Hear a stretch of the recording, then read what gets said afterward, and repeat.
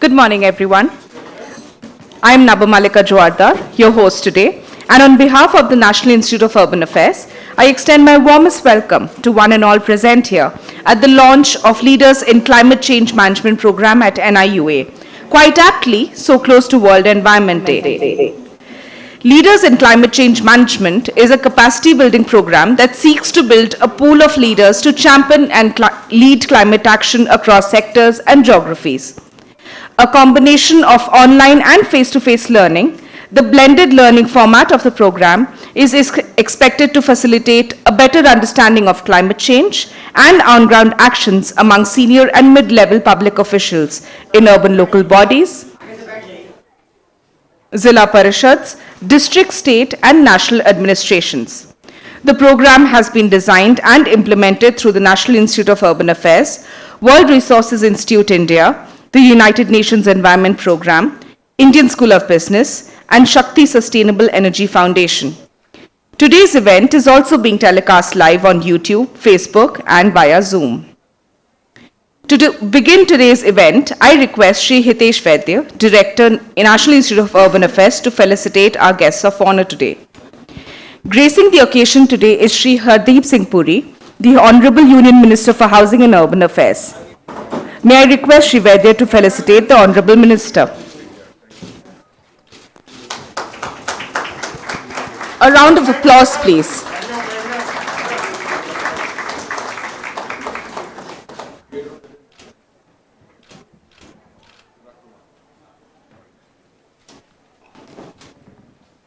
Sir, may I request you to felicitate Srimati V. Manjula, Additional Chief Secretary, Government of Karnataka.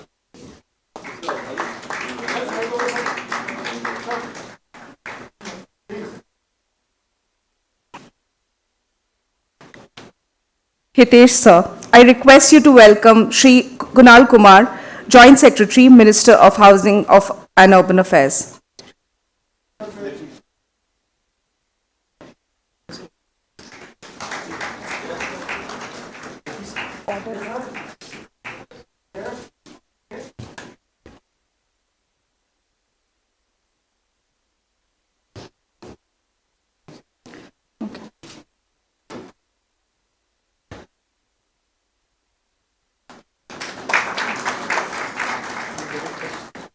Finally, I request Shri Naeem Keruwala to felicitate Shri Hitesh Vaidya.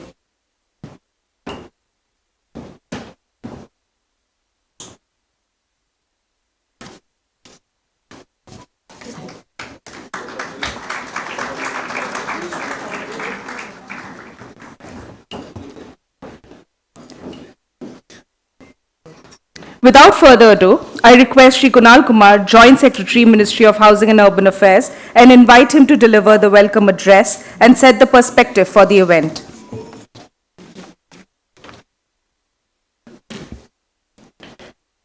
A very good morning, ladies and gentlemen.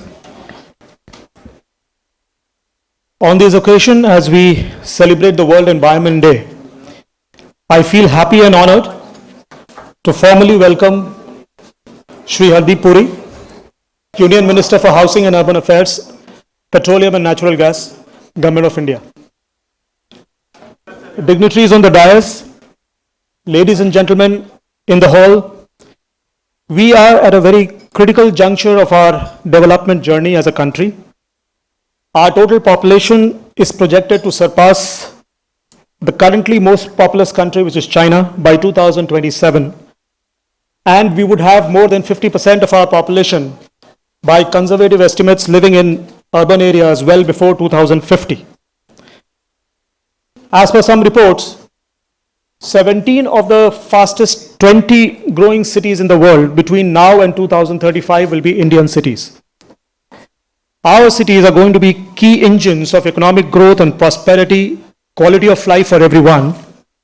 They today face complex infrastructure challenges and climate change risks, which will have to be dealt with effectively for them to be able to do so. Therefore, their growth has to be sustainable and equitable. Recognizing the challenge of climate change, our Honorable Prime Minister at COP26 laid down the Panchamrit roadmap. He he said that we committed as a country that India would reach net zero by 2070. We also committed that we would increase non-fossil fuel energy capacity to 500 gigawatts, meet 50% of our energy requirements from renewable, reduce total projected carbon emissions by 1 billion tons, and reduce carbon intensity of our GDP by 45%, all by 2030. While other countries were talking of long-term targets, India stood its ground and made big commitments for 2030, which our cities now have to fulfill and have to gear to make action happen on ground.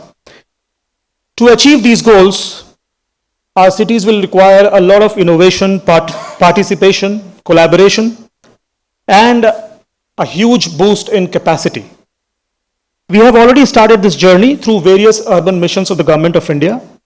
The Climate Smart Cities Assessment Framework and the Climate Center for Cities is a step in this direction. A 68-member multi-stakeholder Global Climate Alliance has also been set up, with NIUA as the anchor to support mainstream of climate action across Indian cities. Today, we are going to witness the launch of Leaders in Climate Change Management Program, which will strengthen our capacity building efforts in the sector. As a precursor to the program, the National Institute of Urban Affairs, along with WRI, India, is signing a MOU with the Administrative Training Institution of Mysuru, who are taking the lead in being one of our esteemed state partners in conduct of the program.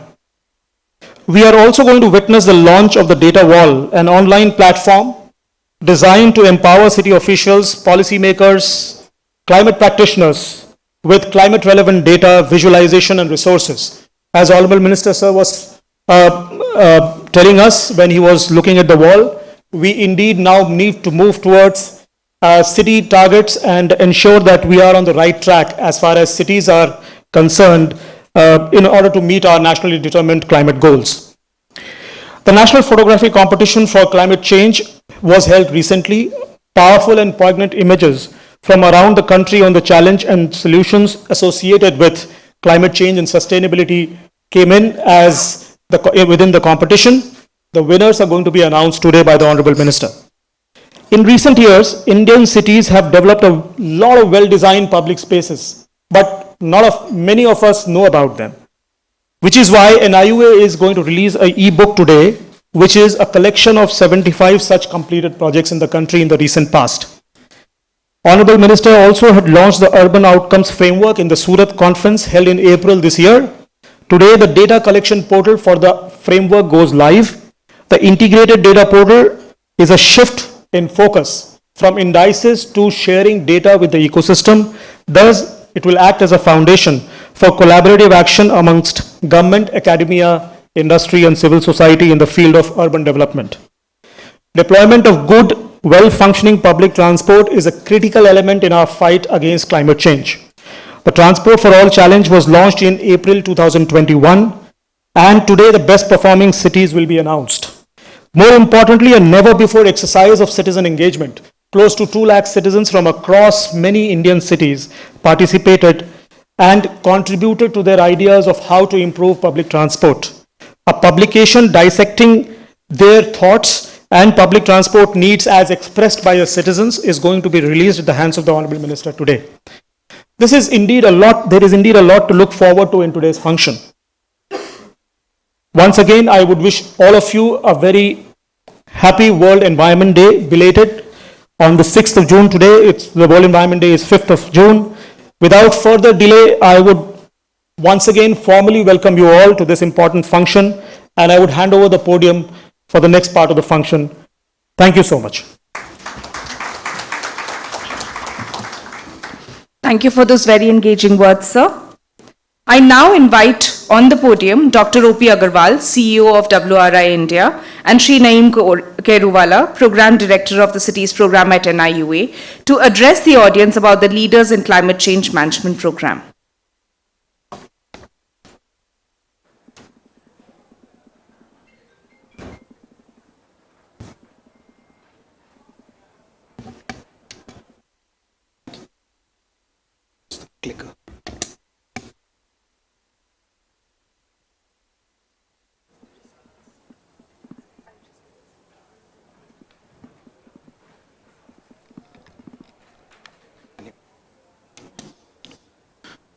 Good morning, everybody.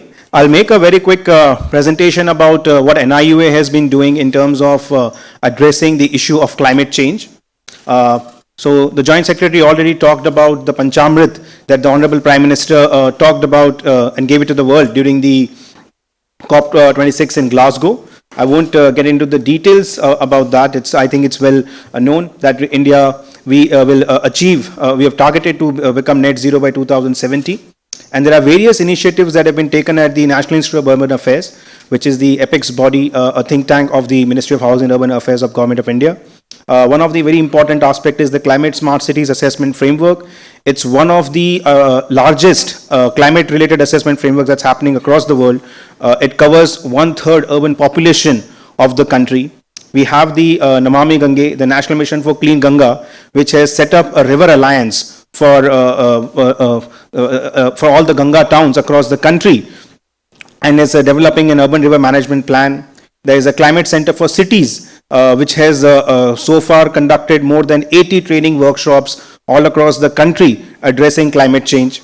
We also have the cities program, which is supported by AFD and European Union, in which we are developing sustainable projects across 12 cities in India, selected through a challenge process. We have the sanitation and capacity building platform, which is again training a number of people and has actually helped more than 102 ULBs across Uttarakhand in developing sanitation management plans. And we have the Swachh Bharat Mission Exposure project, in which we have trained more than 6,000 officials all across the country. Just a bit more about the Climate Smart Cities Assessment Framework.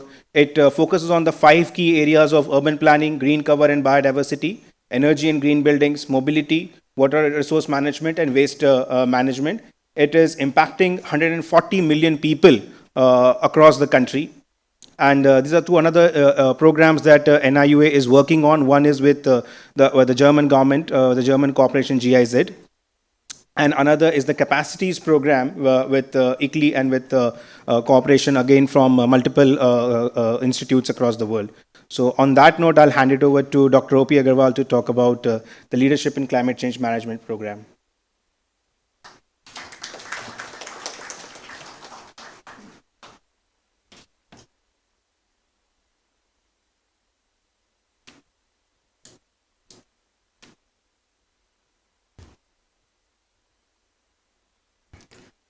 Honorable Minister, sir, good morning, and friends. Kunal gave you a broad overview of what the needs are with the commitments made on climate change for the urban sector. Naeem just presented a whole set of activities that the NIUA has been involved with. What I'm going to do is now zoom in to this Leaders in Climate Change Management program, this specific program, talk a little bit about what it is and what is its design. So primarily the point is, as Kunal mentioned, very bold commitments have been made by India at the Glasgow conference, the COP26 conference last November. So action now has to shift from the negotiating table to the ground. That's where the action has to happen, and a lot of capacity needs to be built up at that ground level. So it's a very different ball game today. The stage is very different now. What we plan to do is, together with a number of other partners that I'll mention about, is can we over the next 4 to 5 years build up a pool of 5,000 climate leaders who will be the nucleus for taking action forward. That really is what this program seeks to do. Now, the target group for this kind of a program is not very senior officials. It's people at the mid-level, at the operating level, at the ground level. That's the target group that we are looking at. So it's really mid-career officials. They come from the urban local bodies. They would come from the smart city SPVs. They would come from development authorities. They would also come from the state secretariat. And they would come from, other urban services providers. So a whole range of service providers in the urban sector. That's the target group that we have. Now, with a target group like this, what is the problem? The problem is their learning preferences. They can't get away from their place of work for too long. They have to be at their place of work for longish periods. They can't get away for too long. Yet at the same time, they are at an age group where you do a very short program, give them an information overload. There's very little that they are able to retain. That's the other challenge with them. Then they need flexibility in schedules. Because of the work hours, the work timings, they need a certain degree of flexibility in the schedules when these programs are run. It can't be run at a fixed time on a fixed day. That is this flexibility that program has to happen. The more interesting thing is they are at a stage where they can't listen to lectures for too long.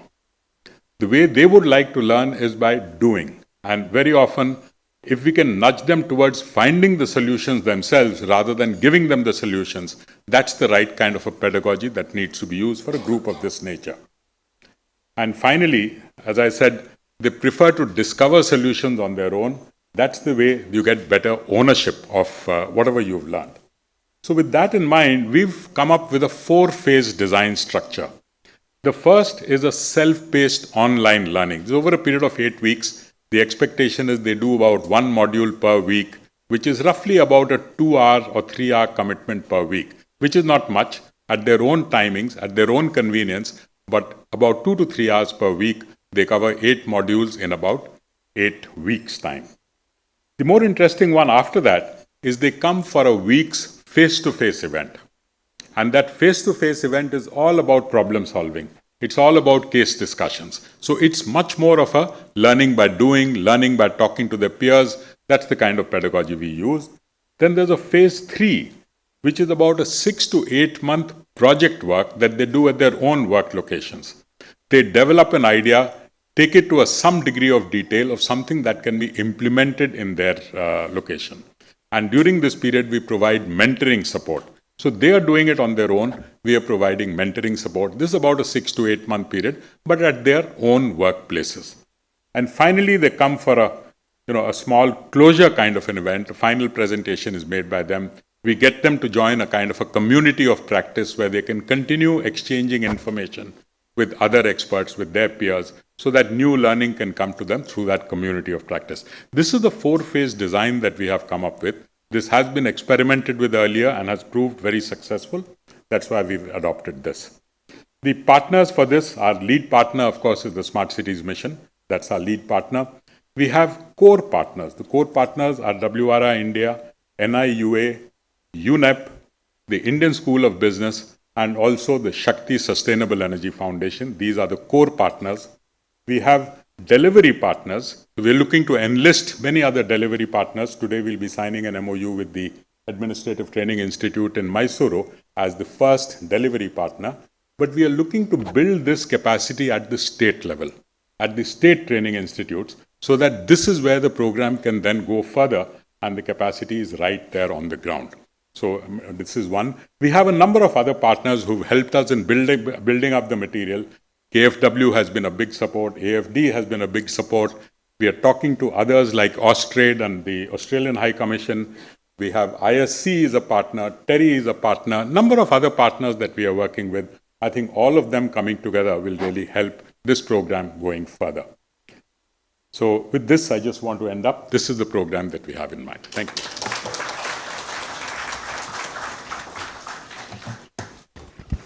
Thank you very much, OP sir and Naeem. I believe the audience agrees with me. That was a very lucid explanation of what the program will look like. The National Institute of Urban Affairs has consistently been focused on the development of initiatives and outcomes which are pioneering in its efforts to bridge the vital gap between policy and practice, which make it a premier think tank and a knowledge hub for all issues pertaining to urban development. In keeping with that vision, I request the Honourable Minister to launch NIUA's newest tools, which will act as a better decision support system to cities.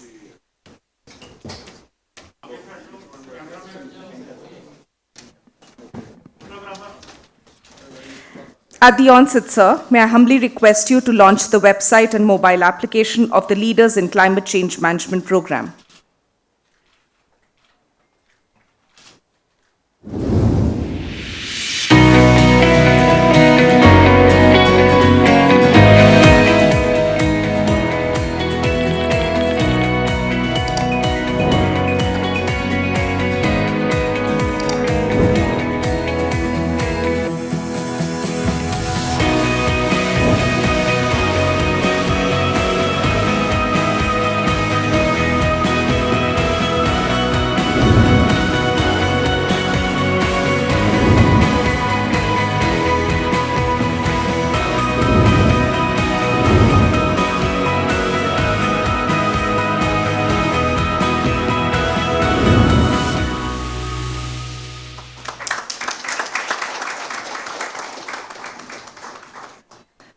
A memorandum of understanding is being signed between the National Institute of Urban Affairs, World Resources Institute India, and Administrative Training Institute Mysuru to facilitate and host the face-to-face learning module of the LCCM program.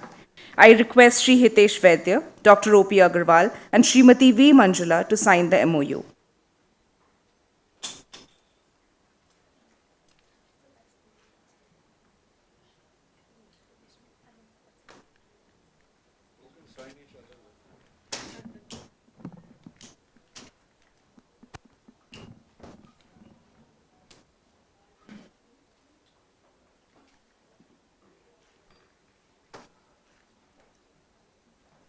May I request all the signatories to kindly come together for a photograph to commemorate the signing of this partnership.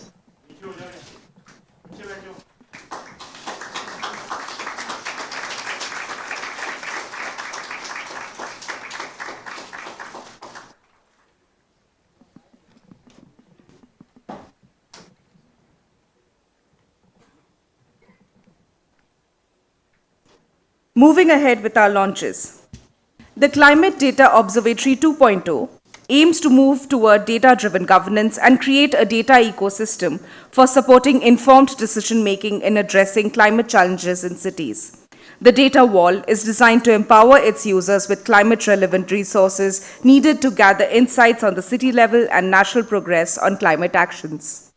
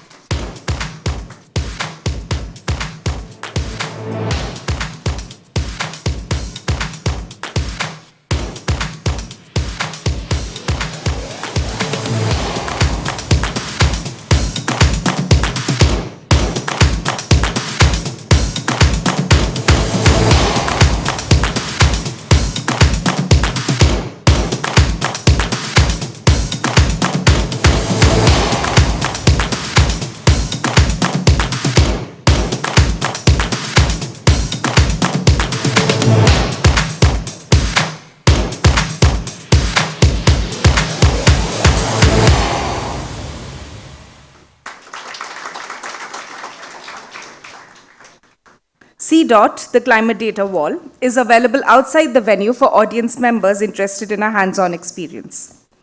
The National Photography Competition on Climate Change features the most powerful, provocative, and poignant images from across the country, which intend to create awareness about the challenges and solutions associated with urban climate change and sustainability. The photographs that qualified for the final round of the competition were able to narrate how Indian cities are trying to reduce their reliance on fossil fuels by tapping more renewable energy from the sun, even deploying solar panels on water bodies to overcome its land constraints.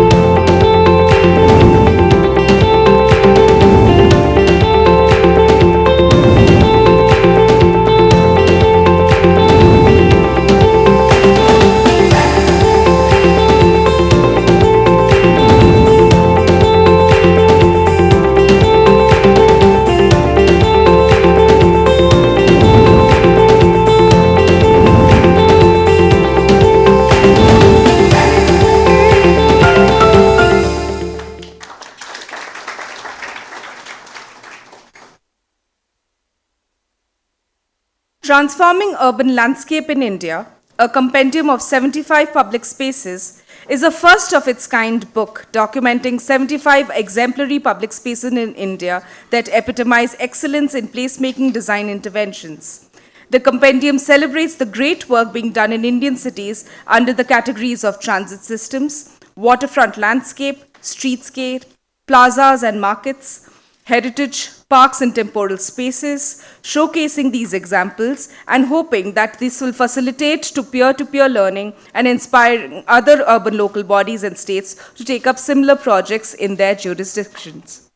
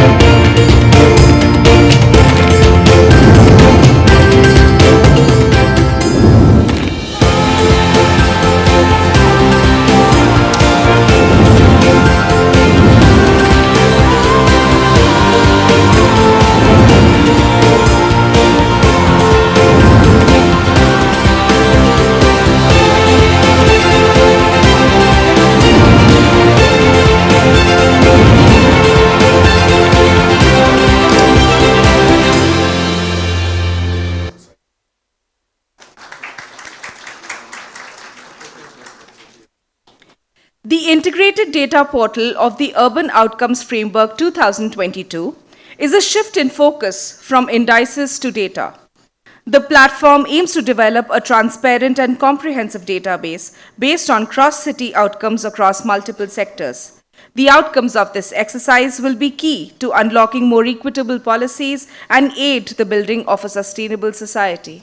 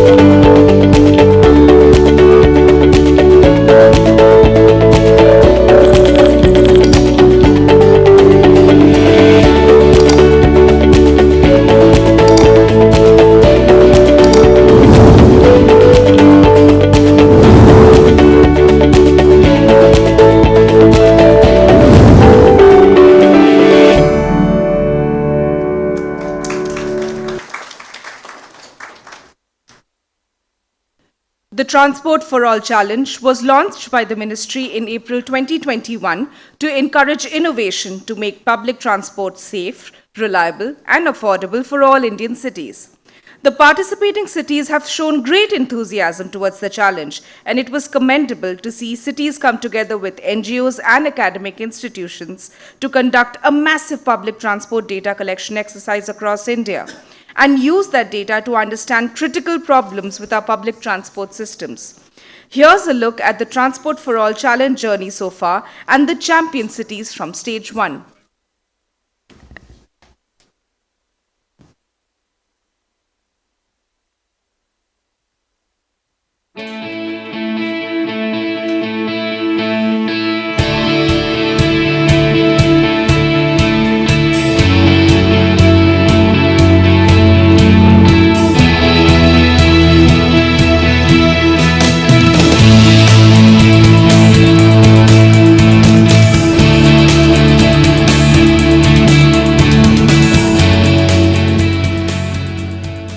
Make the survey very inclusive, which also included transgenders and the people with special ability.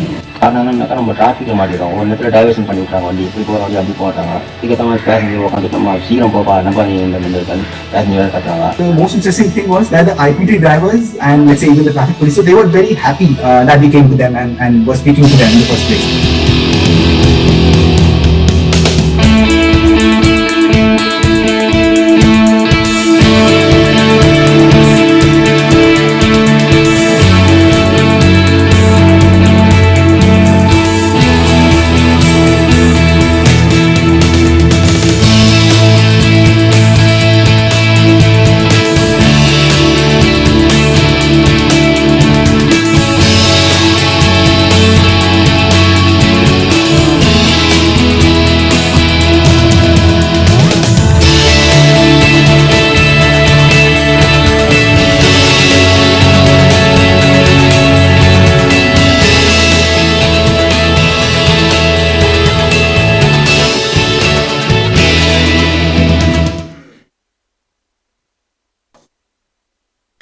Dissecting Public Transport Needs in India is a publication on the findings of the surveys undertaken as part of the Transport for All Digital Innovation Challenge. The publication highlights the key achievements of the first stage of the challenge and gives insights into the critical problems faced by citizens, drivers, and conductors with public transport across more than 40 cities in India.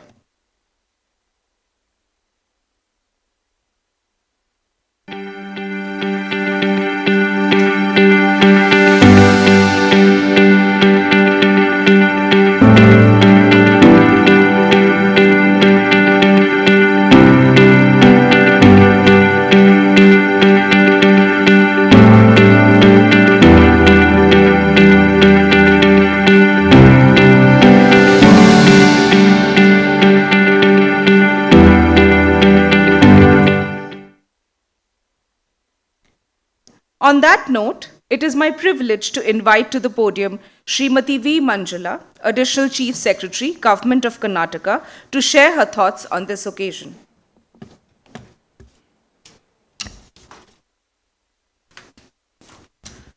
Namaskar. Honorable Minister Sir, O.P. Agarwal Sir, Kunal Kumar, Mr. Hitesh Vaidya, and esteemed guests. ATI Mysore, Administrative Training Institute, Mysuru, is extremely delighted to be part of this very unique and highly relevant initiative, Leaders in Climate Change Management.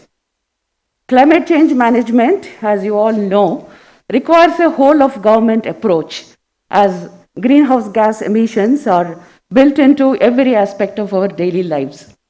And cities especially, considered to be the economic centers of contemporary world, contribute significantly to the climate change impact and also bear the major brunt of it. Building resilient and low carbon pathways for cities development is the foundation of climate change agenda, and for states like Karnataka, which are rapidly urbanizing, this is a very significant step.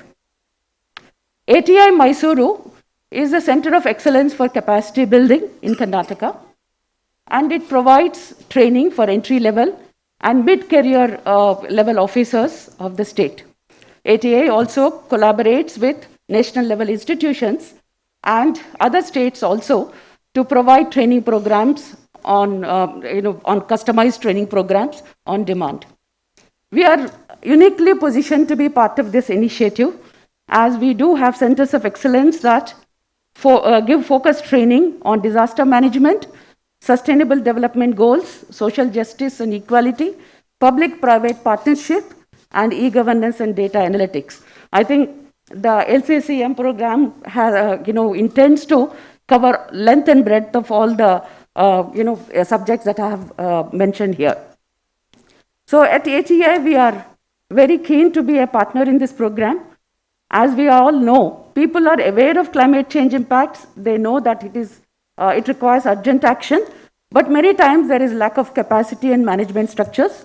So through this LCCM program, with the collaboration from our partnering institutions, we intend to ensure that apart from creation of awareness and knowledge, competencies are also developed among officers so that they can leverage partnerships, leverage ideas and technology and data, and formulate meaningful solutions in their own sphere of work. At ATA, we are looking forward to this initiative to learn from this and to be able to embed climate change in various training programs that we conduct at the state level and at the national level for officers as well as the elected officials. I am highly thankful to MOHUA and to the WRI, NIUA, and various partner organizations for giving ATA this great opportunity to make a difference. Thank you so much.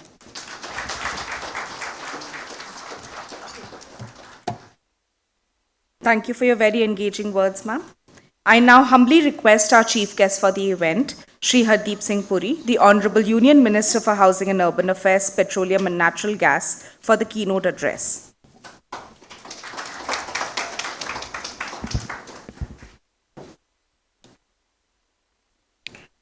Distinguished colleagues from the National Institute of Urban Affairs, World Resources Institute, Shakti Foundation, United Nations Environment Program, the Indian School of Business, my friends, Mr. Vaidya, Kunal, Professor Agarwal, Manjula ji. I call you Professor. I mean, now you don't have to get a PhD degree. I mean, knowledge also leads to.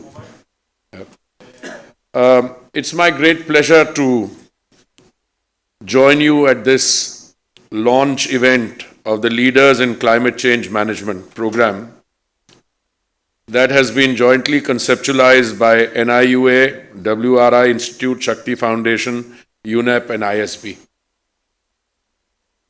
I think it is most appropriate and fitting that we are launching this program today, immediately after the celebration of World Environment Day yesterday. This program is another initiative in a long line of government interventions to not only combat climate change, but also to build a new path of sustainable development that fulfills our economic ambitions. In the last 8 years, the Modi government has taken many concrete steps in pushing the sustainability agenda forward. India championed the International Solar Alliance in 2015, along with the pioneering advocacy for climate justice in the historic Paris Agreement. At the last COP meeting held in Glasgow, the Honourable Prime Minister went a step further and stunned the world. And I use the word stunned, fully realizing what its implications are. Because he took many people, including in his own government, by surprise. But that, in a sense, reflects his own personal commitment to sustainability. He announced India's aggressive agenda on climate change through the Panchamrit Action Plan, which envisages India becoming a net zero emission country by 2070. This is one of the shortest time spans proposed between peak emissions and net zero status by a developing country, reiterating India's firm belief that the roadmap to prosperity lies in and through sustainability. The Prime Minister also committed that by the end of this decade, India will meet 50% of its energy requirements from renewable energy. Installed capacity of non-fossil fuel energy in India will stand at 500 GW. Emissions intensity of the country's GDP will drop by 46 to 48% from the 2005 levels, and that its carbon emissions will be lower by 1 billion tons. The end of the decade is also when the Sustainable Development Goals are expected to be achieved. I am confident that with these new commitments in place and the whole nation working in concert to achieve them, we will also meet our SDG targets as well. Permit me to digress from my prepared notes. Sitting through the program which the Honorable Prime Minister and Sadhguru addressed yesterday at Vigyan Bhavan, and discussing with some of my colleagues here, we did some introspection, and what stares us in the face is the speed with which time flies and how we have come on this new changed mindset. Only a few years ago, I remember when the Sustainable Development Goals or Agenda 2030 was being negotiated at the United Nations as a such set of goals as a sequel or a follow-up to the Millennium Development Goals. I was India's permanent representative to the UN, and I helped remark, the SDGs will succeed because India will succeed. And it's an open secret that the Millennium Development Goals, the predecessor set of goals, succeeded because a large developing country, China, was able to lift hundreds of millions of people out of poverty with some help from countries like India, Nigeria, and the others. But the Sustainable Development Goals, or Agenda 2030, are not only being implemented in India, and this is a good platform to make the point. My friend Professor Agarwal, Mr. Vaidya, who used to work for the UN, Kunal and I reflect on this ever so often. When I joined the Council of Ministers on 3rd September in 2017, this is no reflection on anyone, but I think the reference to the Sustainable Development Goals or Goal 11, inclusive cities, was not heard as often as it is heard today. In fact, I hazard the assessment and submission to some of you that in fact not many of us were referring to the Sustainable Development Goals at all. And I used to worry when I was in New York, and that anxiety followed me when I became a minister, that the Sustainable Development Goals will redefine our economic processes because they have to become sustainable, and that it is such a they involve such a paradigmatic shift. God only knows what will be required to bring those new set of changes, but more than those changes, our mindset has to change. But it is with a great degree of satisfaction I can tell you, not only have we traveled that journey in India, but we are actually implementing Agenda 2030 or the Sustainable Development Goals well in advance to what the United Nations agenda had set out. I had a difficulty when I was chairman of RIS, and after I'd come back, I went to New York for a function. And I tried to tell some of my friends in New York, and I have a lot of them because I've served in the Foreign Service for 39 years.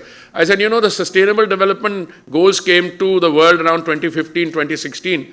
But the Modi government was actually implementing many of these as part of its central flagship programs when it came to power in 2014. Most of the flagship programs of the Modi government have their origin in 2014 conceptualization, but they were being implemented in 2015, June onwards. And if you look at the Swachhata campaign, or you look at the Pradhan Mantri Awas Yojana, or any of the other campaigns, they actually predate many of the Agenda 2030 items. Why do I say this today? Because this is not a one-time action.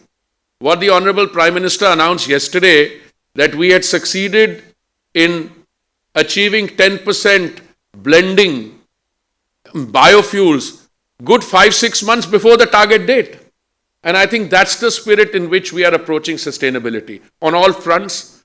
And I can say with a great deal of satisfaction that the Honorable Prime Minister's programs, both in the Ministries of Housing and Urban Affairs and Petroleum and Natural Gas, with which I have the privilege of being associated, this is full emphasis on green sustainability.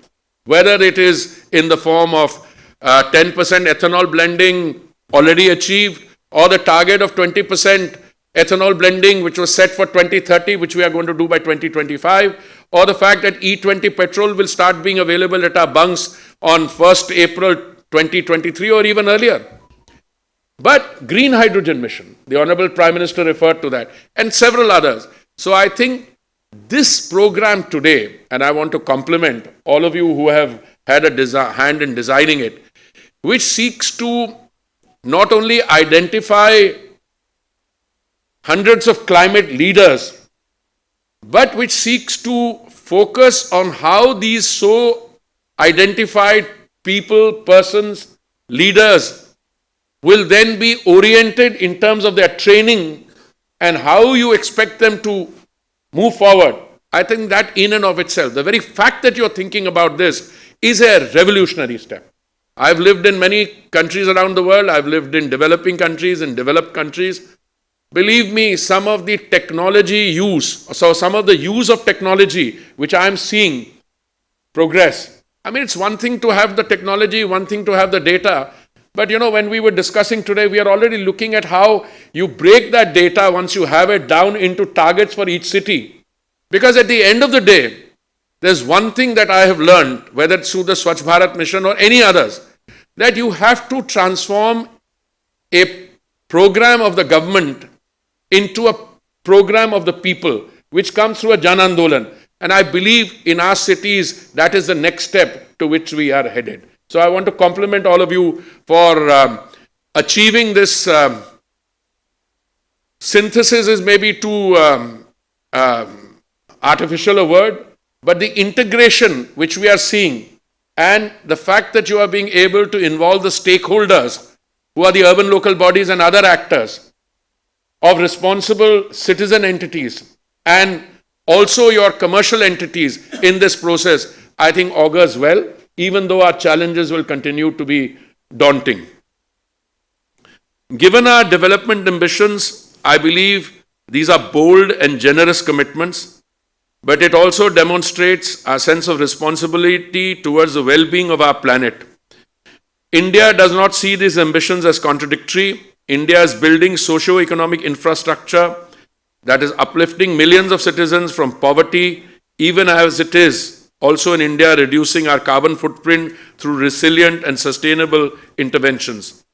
Through tangible impact on the ground, the Honorable Prime Minister has convinced the nation that ecological sustainability and economic progress go hand in hand. In fact, I'm delighted to find that one debate which I used to confront in my experience during outside is that as if sustainability is going to go against our economic development. I think it was an artificial debate. It did not capture the full implications. It certainly did not capture the downside that if you don't do your development in a sustainable manner, you end up paying costs which you don't anticipate at that point of time. The increasing urban footprint in India is already responsible for 44% of the overall greenhouse emissions, and this number is expected to grow as India rapidly urbanizes. It is therefore imperative that cities lead the way in mitigating emissions and create the cover to absorb the remaining emissions. I am glad that the Ministry of Housing and Urban Affairs, state governments, and many other stakeholders in the urban sector have contributed significantly to this endeavor already and are planning even more noteworthy measures. Actions such as enhanced public transport, promotion of walkability and mobility options, energy-efficient utilities, adoption of green technologies in building and construction, and embedding of circular economy in sanitation have furthered India's sustainable development journey tremendously. In all the last 8 years, have seen reduction of more than 100 million tons of CO2 equivalent emissions through targeted interventions in urban areas. But we need to do more and we need to act now. Just yesterday, amidst the celebration of the World Environment Day, the Honorable Prime Minister reinforced this point. Several adverse impacts of climate change are already being felt. We must act now to ensure that our metro cities do not continue to see increasing temperatures and recurring flooding, or our coastal cities are not affected by frequent cyclones. This is where we need a dedicated cadre of professionals who can take up the mantle and conceive and execute proactive projects to make our cities more climate friendly and livable. Through various missions and programs, the Green Government has laid down the fundamental layers of infrastructure for sustainable development. But we need talented young professionals who can fully catalyze the potential of that infrastructure to produce efficient, low-cost and resilient solutions and service for urban dwellers. India has exemplary human resources who have demonstrated their capacity for cross-cutting innovation, and we want to plug that into that advantage. I'm glad that this program, Leadership in Climate Change Management, aims to build on that by creating an expert pool of 5,000 climate leaders. These leaders are mid-level professionals and field functionaries in municipal corporations, town committees, and other urban local bodies. Officials and professionals who are intimately familiar with the challenges of climate change. I am glad that it will be these people who will learn from global best practices and lead the design and development of climate initiatives in India. I congratulate the partners of this wonderful initiative, NIUA, WRI India, UNEP, Shakti Foundation, and the Indian School of Business for coming together in developing this. I also commend the Administrative Training Institute and Mysuru for becoming the first delivery partner in this endeavor. I was impressed by the novel learning design and pedagogy that has been developed by the program. It is a unique blend of theory and fieldwork that prioritizes a learning by doing approach. The program's mandate of participants developing climate actions in their own cities is a design approach that has the potential for many innovative solutions to emerge. I hope Indian cities will take advantage of this opportunity and nominate participants in large numbers. I'm confident that in the capabilities of the climate centers for cities at NIUA in managing this program. Through its Climate Smart Cities Assessment Framework and coalitions with over 60 organizations working in that space, it has already demonstrated that it can bring together stakeholders to devise creative climate initiatives in cities. I'm pleased to note that the 18 cohort cities of the City Investments to Innovate, Integrate and Sustain 2.0 program will be integrated with this initiative. I want to thank AFD, KFW and the European Union for their support for this Cities 2.0. I'm certain that your leadership on this engagement will propel other organizations to come forward to support our cities. Before I conclude, let me also say that in my 5 years or nearly 5 years as Minister for Housing and Urban Affairs, I've seen many ideas or what started off as an idea germinate and then snowball into a massive and powerful movement. I believe this is one such idea. And I also want to tell you that apart from the stakeholders that you have identified, these climate leaders could also learn from the individual experiences that we are undergoing. For instance, the Honorable Prime Minister designated an entire year as Global Housing Technology Challenge Year. We shortlisted technologies, and today we have 6 places in the country where 1,000 housing units are being constructed within 1 year using these latest technologies. Some people tell me these technologies are old, but my point is, if you are a cutting edge technology, it doesn't matter whether you're 5 years old or 20 years old, but if you are not toxic, if you are green and you're coming here for the first time, I think it would be very useful also to put on the horizon that all such initiatives, and I'm only mentioning one, there are several. There are people who are experimenting with newer technologies in energy, in etc.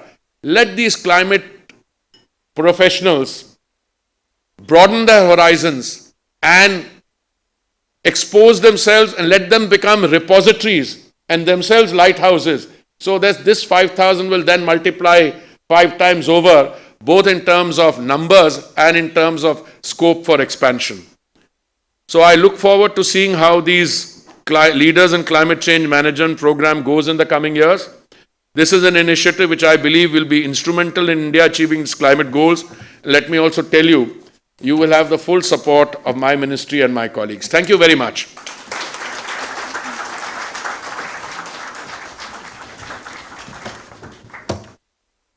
Thank you for your thoughtful words, sir. Your leadership has been the leading light for all our work.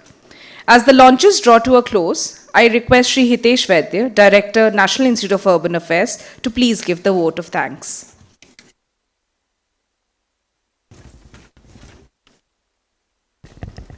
Honorable Minister, sir, dignitaries on the dais, friends who have joined from different states, cities, and all professional world, thank you. I have a very easy job to say thank you. And so thank you thank you, sir, for inspiring words. But I want to actually put in, for us, as you said, capacity building is, it's a journey. It's not a destination. And the tools you have launched today, sir, I definitely feel that they will equip our cities to leapfrog from one milestone to another. Sir, I'm really grateful for you accepting our invitation, but also that you have really emerged as a urban sustainability catalyst in the country. You have not only inspired us with your work and spirit, but also with your enthusiasm and your constant push towards innovations and ideas. Thank you for letting us be a part of your vision to link the policy with practice, and also for being the guiding light. Thank you for everything, all the support you have provided us, sir. Thank you all the participants again from the states and cities who have joined us. I also take the opportunity to thank Madam Manjula, Additional Secretary, Government of Karnataka, for her cooperation. And IO is looking forward to work with ATI Mysore and build a long-term partnership. And it's not only with ATI Mysore, we are collaborating with a number of partners, because NIA alone cannot walk this journey. We need all the partners to work together. We are collaborating for innovations, solutions, new ideas with number of partners, and already talked about WRI, ISB, which are doing this LCCM program. But across other climate issues, we are looking forward. Even yesterday, we did sign a memorandum agreement with the Nature Conservancy to look at nature-based solutions within the country. So I would like to again thank Shri Kumar and the colleagues from the ministry who have really pushed the envelope and transitioning towards the action-oriented organization which NIU want to become. I envision that through leadership climate change, we will be able to establish more fruitful and long-term collaborations, partnerships for addressing climate change issues in the Indian cities and contribute to India's climate goal. Thank you very much for being here. Thank you.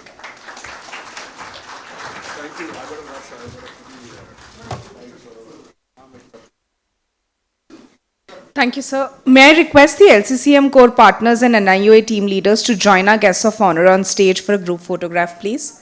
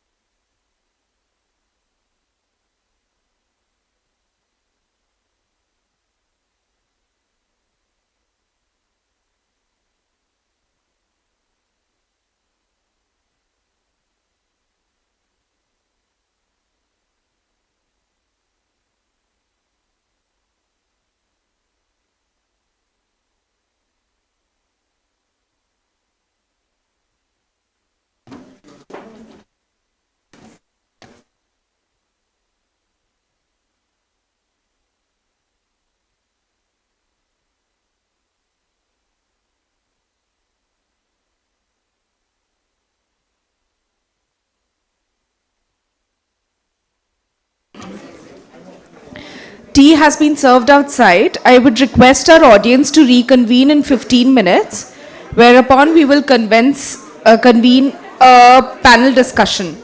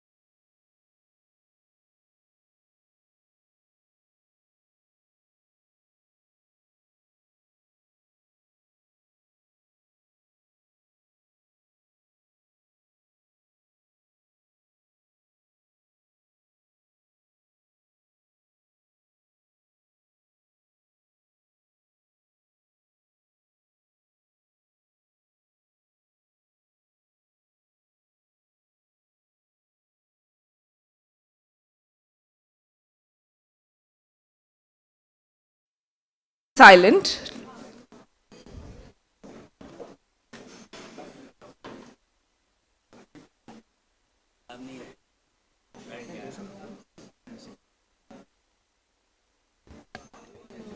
सारे panelists.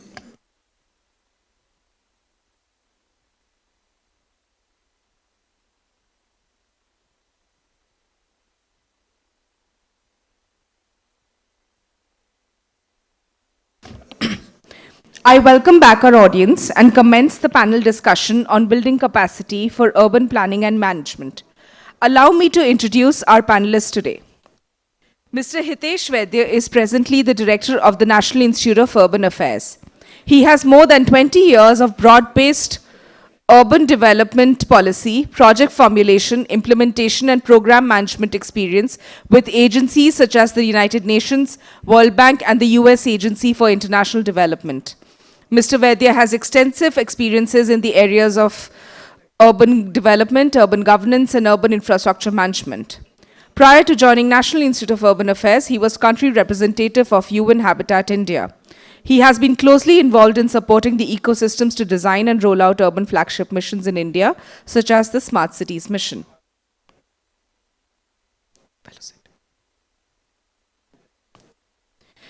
Mr. Atul Bagai is the country head of the United Nations Environment Programme in India. During his engagement with the UN, Mr. Bagai has worked to build the capacity of such regional networks in Asia and enable them to meet the compliance networks under the Montreal Protocol. He was instrumental in designing and development synergies in climate change policies for Maldives, Bhutan, Mongolia, and Nepal.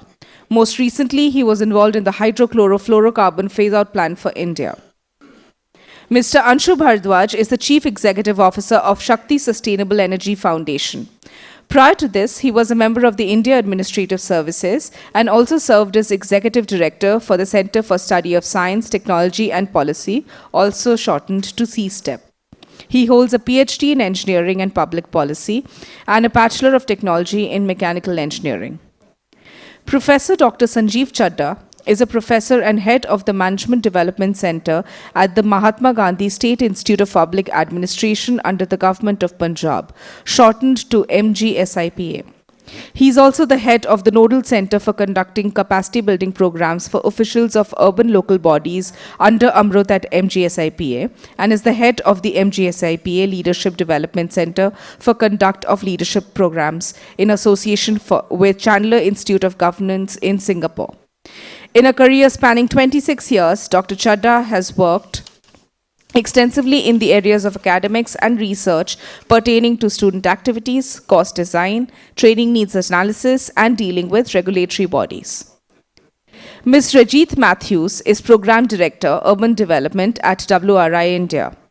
Her current work is centered around spatio-economic planning, the integration of land use and transport, city regional master planning, affordable housing, alternative mechanisms to acquire plan and service land, and other similar areas. She has provided technical inputs to various committees, reports, and policies anchored by city, state, and national governments in India. Ms. Matthews has worked largely in India with further on-ground project experience in countries such as Sri Lanka, Pakistan, France, and Libya. The panel will be moderated by Dr. O.P. Agarwal, the CEO of WRI India, where he leads a team of over 200 researchers. He is a highly respected thinker and practitioner with a wealth of experience in public policy issues related to urban development, poverty alleviation, capacity building, governance, and environment. Dr. Agarwal was a member of the Indian Administrative Service from 1979 to 2007, where he held several positions. In this time, he was also the Joint Secretary in the Department of Personnel and Training and the Joint Secretary in the Ministry of Urban Development. He was Secretary of Transport in the state of Assam as well. He was principal author of India's National Urban Transport Policy, which was adopted in 2006. He was the World Bank's Global Urban Transport Advisor in Washington, D.C. for over 6 years and chaired the U.S. Transport Research Board's Committee on Transportation in Developing Countries for 6 years. Over to you, sir.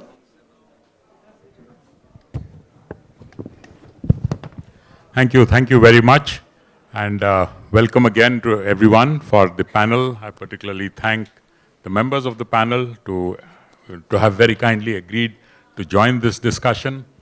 But before we start the discussion, what I would like to do is start with a small video message that has come from our chairman, Mr. Jamshed Godrej. Mr. Godrej is not only a renowned and well-known corporate leader in the country, he also is a very important philanthropist, particularly in the environment space. He chairs the board of WRI India, of the Shakti Sustainable Energy Foundation, of the World Wildlife Foundation, of the Council for Energy, Environment and Water, and a number of others. His sort of contributions to sustainability have been immense and over 30 years so far. So a small message that he has sent is something that was a really delightful message. I would request if that message could be played before we start the discussion.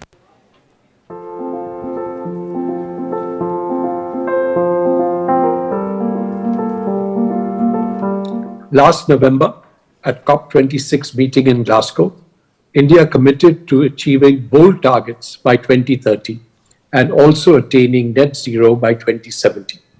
What is now needed is action on the ground. Cities are where nearly 70% of the growth in emissions will take place, and so action must now move from the global negotiating table to our cities. Unfortunately, at the ground level, an understanding of climate issues and the actions needed to achieve our goals is weak. This calls for a mammoth effort at building capacity at the ground level. Building capacity at scale, especially for mid-career practitioners, is not an easy task. It needs a teaching style that facilitates learning by doing. It needs a recognition of the fact that the people involved already have a heavy workload and cannot be away from their workplaces for long. Therefore, it is a pedagogical and logistical challenge. In this case, yet another challenge will be in converting the complex climate terminology into one that can be understood at all levels. Given these challenges, I am really happy that the Minister, Mr. Hardeep Singh Puri, has agreed to launch this Leaders in Climate Change Management Program. It is befitting that he is launching this, as it demonstrates his interest in moving India's commitments forward in his jurisdiction. This will be an important message to all other sectors and to all other countries. I must congratulate all our partners, WRI India, the Shakti Sustainable Energy Foundation, the National Institute of Urban Affairs, UNEP, and the Indian School of Business, who have come together to design and develop this program. I'm very happy that the Administrative Training Institute in Mysuru has taken the lead in being a delivery partner. With this, I once again congratulate all our partners, and I thank Minister Hardeep Singh Puri for taking the lead in furthering this capacity building effort. Clearly, the message to the rest of the world, as demonstrated by him, is that India is serious about its commitments and fully intends to reach its goals. Thank you. Thank you. Thank you so much, Mr. Godrej. That's very powerful words coming from you. Now, with that, moving to this discussion, we've been talking about building capacity for climate change management. And what I want to do is take advantage of a panel like this to broad-base that discussion. Go beyond climate change alone, but take it into what are the kinds of capacities that we need to build up in our urban sector? How can we do that? What are the methods that can be adopted? Really broad-base the discussion of capacity building going beyond climate. Of course, climate is going to be important, but go beyond that. The reason I say this is our urban population is really projected to double in the next 30 years. Going from about 400 million today to over 800 million in the next 30 years is achieving what we did from the beginning of civilization till now is going to be achieved in the next single generation. That's the kind of tsunami, as I call it, which is really taking place in our cities. And cities are going to be important for many other reasons. One, we've articulated an ambition to become a $10 trillion economy. I think good ambition that we need to articulate, need to work towards. But going from 2.75 billion that is there today to 10 billion is a near quadrupling in the next 8 to 10 years. cities will be the place that has to accommodate this growth, in fact, even enable this growth. So that's where cities play an important role. Second, as the Honorable Minister said this morning, climate commitments, a lot of the action will have to be in the cities. A lot of the future growth and emissions will happen in cities as our economic growth takes place. So cities again will be the stage where a lot of those climate commitments will have to be met. Finally, the last thing that I keep talking about when we talk of cities, COVID has shown us that the agglomeration economies that we talk about as important for urban areas has actually proved that in certain cases it can be a disadvantage. So how do we deal with agglomeration economies and yet try to make sure that our cities don't become the places where these kind of pandemics spread rapidly? So these are many challenges our cities face. The big rapid growth is of course one of the most important. What do we do about them? So with this, what I would hope is that some of the recommendations coming out of this group would be able to feed into the work that an expert committee set up by the ministry is a committee of experts to develop capacity building programs, recommend capacity building for planners in the country. The fact that this committee was set up on the basis of the finance minister's budget speech or something included in that really shows that the government itself is recognizing the need for building capacity in urban areas. I think that's why it found place in the finance minister's budget speech itself. And as a follow-up to that, a committee has been set up, and I'm hoping that, thinking coming out of this group would help feed into that committee. So with that, let me start with Mr. Sanjeev Chadda. Mr. Chadda is part of the Mahatma Gandhi State Institute of Public Administration, MG-SIPA as it is known. The question to you is, heading a training institute at a state level, to what extent are you seeing capacity gaps in the state? What kind of programs are you thinking of running? I mean, what is the way forward that you are thinking of at the state level? Over to you. Yeah. Thank you, sir, and good afternoon to all of you. So there are considerable gaps in terms of capacity which needs to be built up. Firstly, if we talk about the personnel who are coming to the urban local bodies, as well as those belonging to the town and country planning, the kind of curriculum that they have, it is resigned from what is actually happening in the ground. And last 7-8 years, what has happened is kind of, it has catapulted us at the world level in terms of, whether it was Swachh Bharat Mission or Amrut or smart cities. So these things has been, they're not part of the natural curriculum. And in terms of, we also undertake training programs for the PCS officers and IAS officers. Basically, now in terms of development, they are the ones who have to take it forward from the professional cadres. But at the end of the day, it is seen that even they do not know much about these aspects. And of course, they get transferred from one department to the other. But this is such a very important department that, having knowledge about these aspects will be such relevant. Then there's gaps between the master plan and the various projects that are launched in terms of the Government of India projects and the state government projects also. Many a times they are not coherent with each other. So therefore there are problems there itself.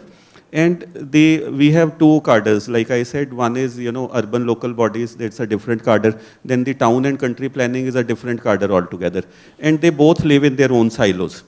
There's not much of coherence between them as such. And then overall, if you go by, I think generally we have 164 urban local bodies in the state of Punjab.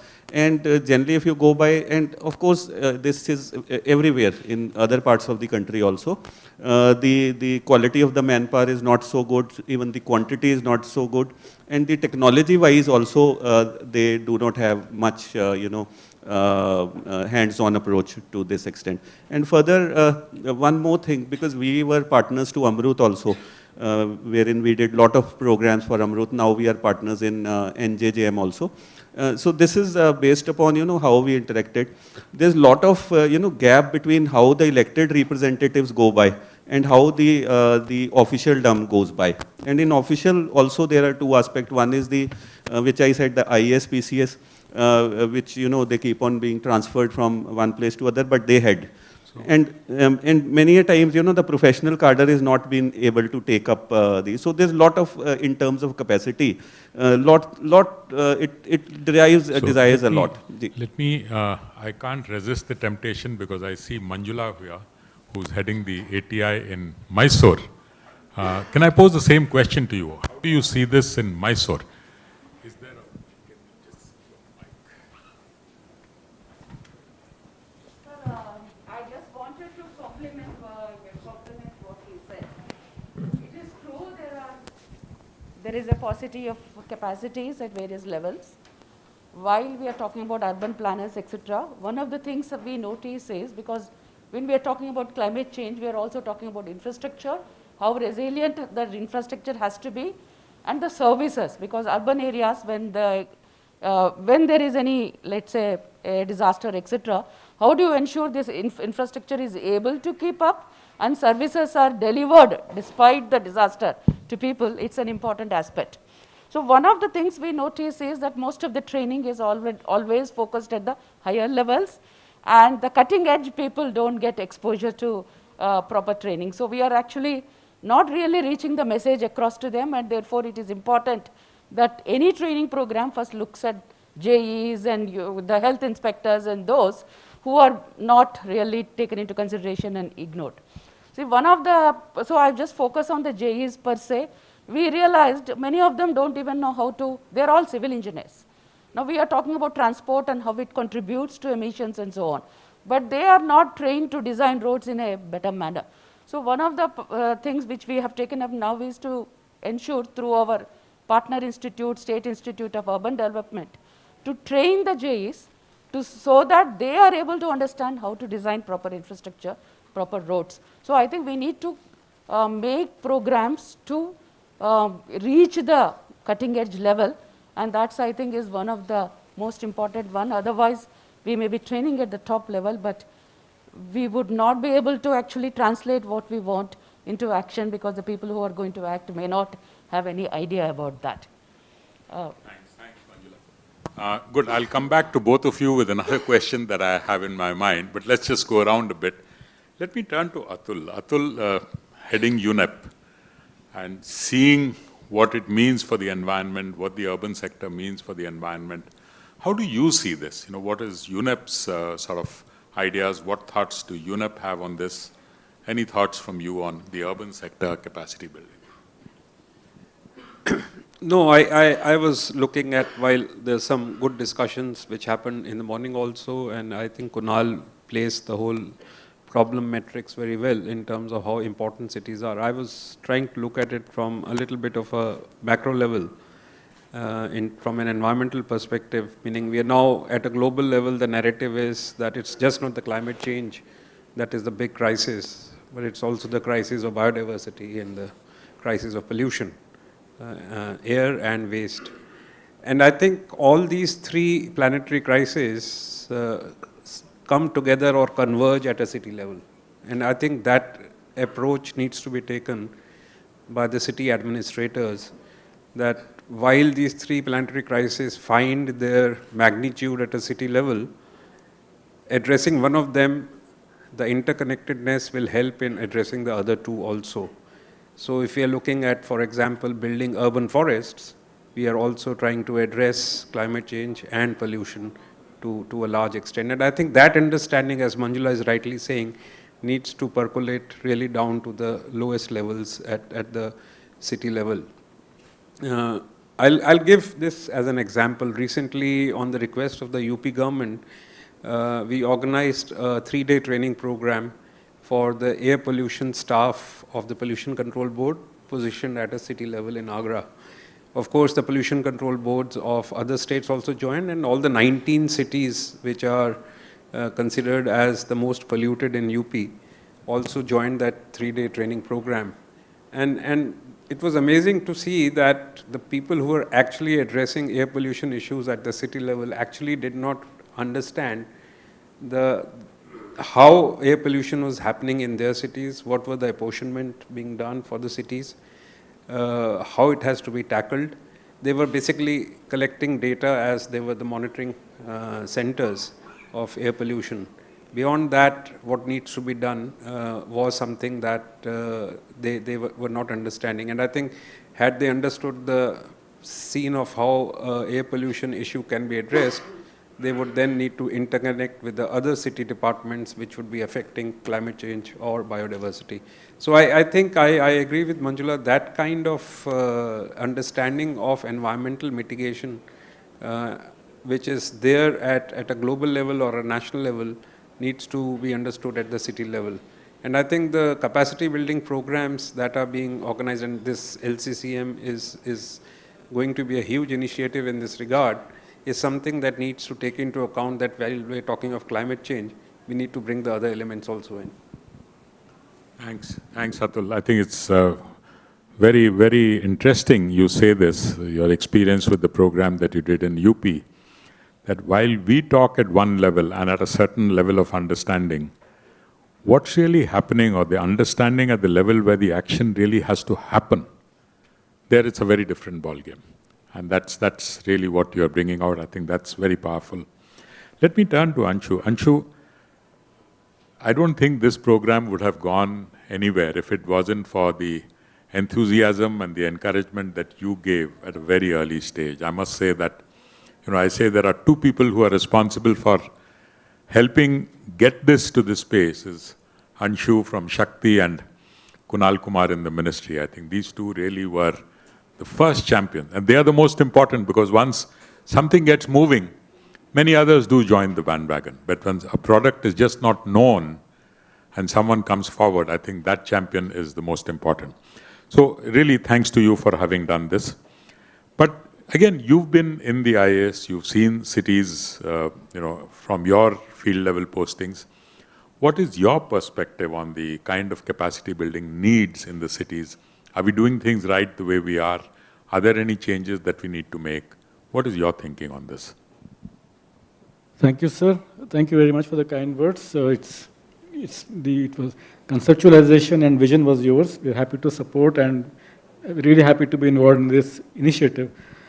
So my take is the following, and I pick up on some points which were discussed in the first half when people talked about India's pledges in COP, in particular net zero by 2070.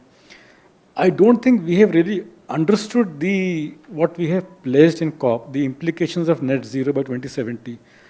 And in particular, the fact that it is a fundamental transformation of our economy, our infrastructure, everything.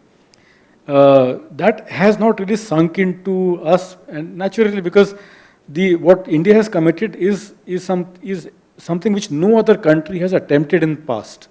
Most countries followed a model where their emissions peak. Now they're trying to decarbonize.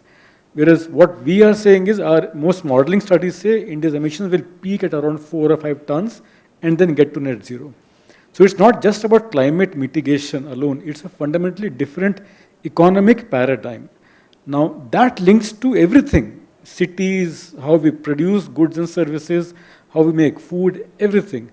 Coming to cities, sir, it's been mentioned that cities will be the most important demand center in the country. Now, in terms of energy services, it will be the highest demand centers. What is not clear is whether the solutions to that lie within cities' jurisdiction. For example, most power comes from outside. Most goods and services do come from outside. So if we want to make cities, quote unquote, carbon neutral, we need to figure out what solutions are within cities' jurisdiction and what lie outside. So in that sense, what you have initiated is something very important to help build capacity in the various decision makers in urban local bodies, city administrations, and also the political executives. It's important to get them involved in this initiative because at the end of the day, they will be championing it. So that's what I would say, sir. And other parties, cities will be facing the impacts of climate change as well. We saw in Delhi what happened last 1 month because of heat waves. The severe heat wave which struck us last 1 month, where temperature went to 49 degrees Celsius, is only a sign of things to come. And therefore, mitigation and resilience, how we can go hand in hand, will become very crucial for our decision makers. Thanks very much, Anshu. I think that is really good. Resilience and mitigation have to go hand in hand. I've always believed that we've always had problems raising funds for resilience. It's easier to raise money for mitigation because whatever you do on mitigation gives you global benefits, so people are willing to pay for that. Resilience is an improvement in your own backyard. So often you have to raise money for that locally. That's one of the challenges we've seen between mitigation and resilience, but I think a program like this, if resilience also finds strong space, I think that's going to be very useful. Let me turn to Rajit. Rajit, you call yourself an urban designer. You're an architect, but you call yourself an urban designer. You're trained in that. You worked as a consultant earlier. You're now working with WRI. You work closely with many cities. What is your understanding of the kind of capacity gaps and, what is it that we need to focus on? Not just on climate, but overall on city planning. Both Anshu and Atul spoke about actions that need to happen outside of silos. Things that should not happen in silos. A bit of a larger thinking, a more comprehensive nature of the thinking. And so what is your view? Where is the kind of gaps that you see in that? Thank you, OP sir, and many congratulations to all the partners here for this new initiative that's been launched. In terms of our work, when we worked with cities over the past 15, 20 years for me, we've seen two sides of the problem. One is the institutional side of the problem, where public institutions, as mentioned by other panelists, there is a capacity and a capability gap. The capacity, of course, being in the number of, like for example, the ratio of planners to people is one of the lowest in India as compared to, say, Canada. So we don't have enough people to solve public problems in the first place. Then when it comes to actual people within the system, what is their ability to have the broadest conception of problems like climate change, and then to figure out solutions for that? It is not in their daily work profile to do research and development. They have to run the city, they're managing the city. So they don't have the bandwidth to look at research, understand all those complex numbers, the models. It's just numbers, put out for them. So I think, and this is very trainable. It's just that it's not in their daily, work profile. So that's one part of the problem, which is the institutional part. The other is the gap between institutions and players out there. There are excellent solutions being provided by social entrepreneurs, by industry, by academia, by civil society. There are a number of providers even for training and skill building. But the gap between the government reaching out to these other institutions and entities is very large. You can easily use their spare capacity to improve your training programs. So I think to summarize, while we have these two gaps, on the one hand, government should be building its capacity to be able to deliver on complex challenges such as climate change, but at the same time, they don't have to wait till their full capacity is built.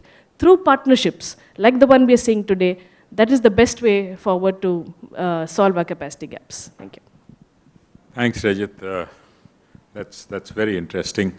Again, you are echoing in many ways the points that Anshu and Atul also mentioned, the big gap between what we talk here and what's really there in the city.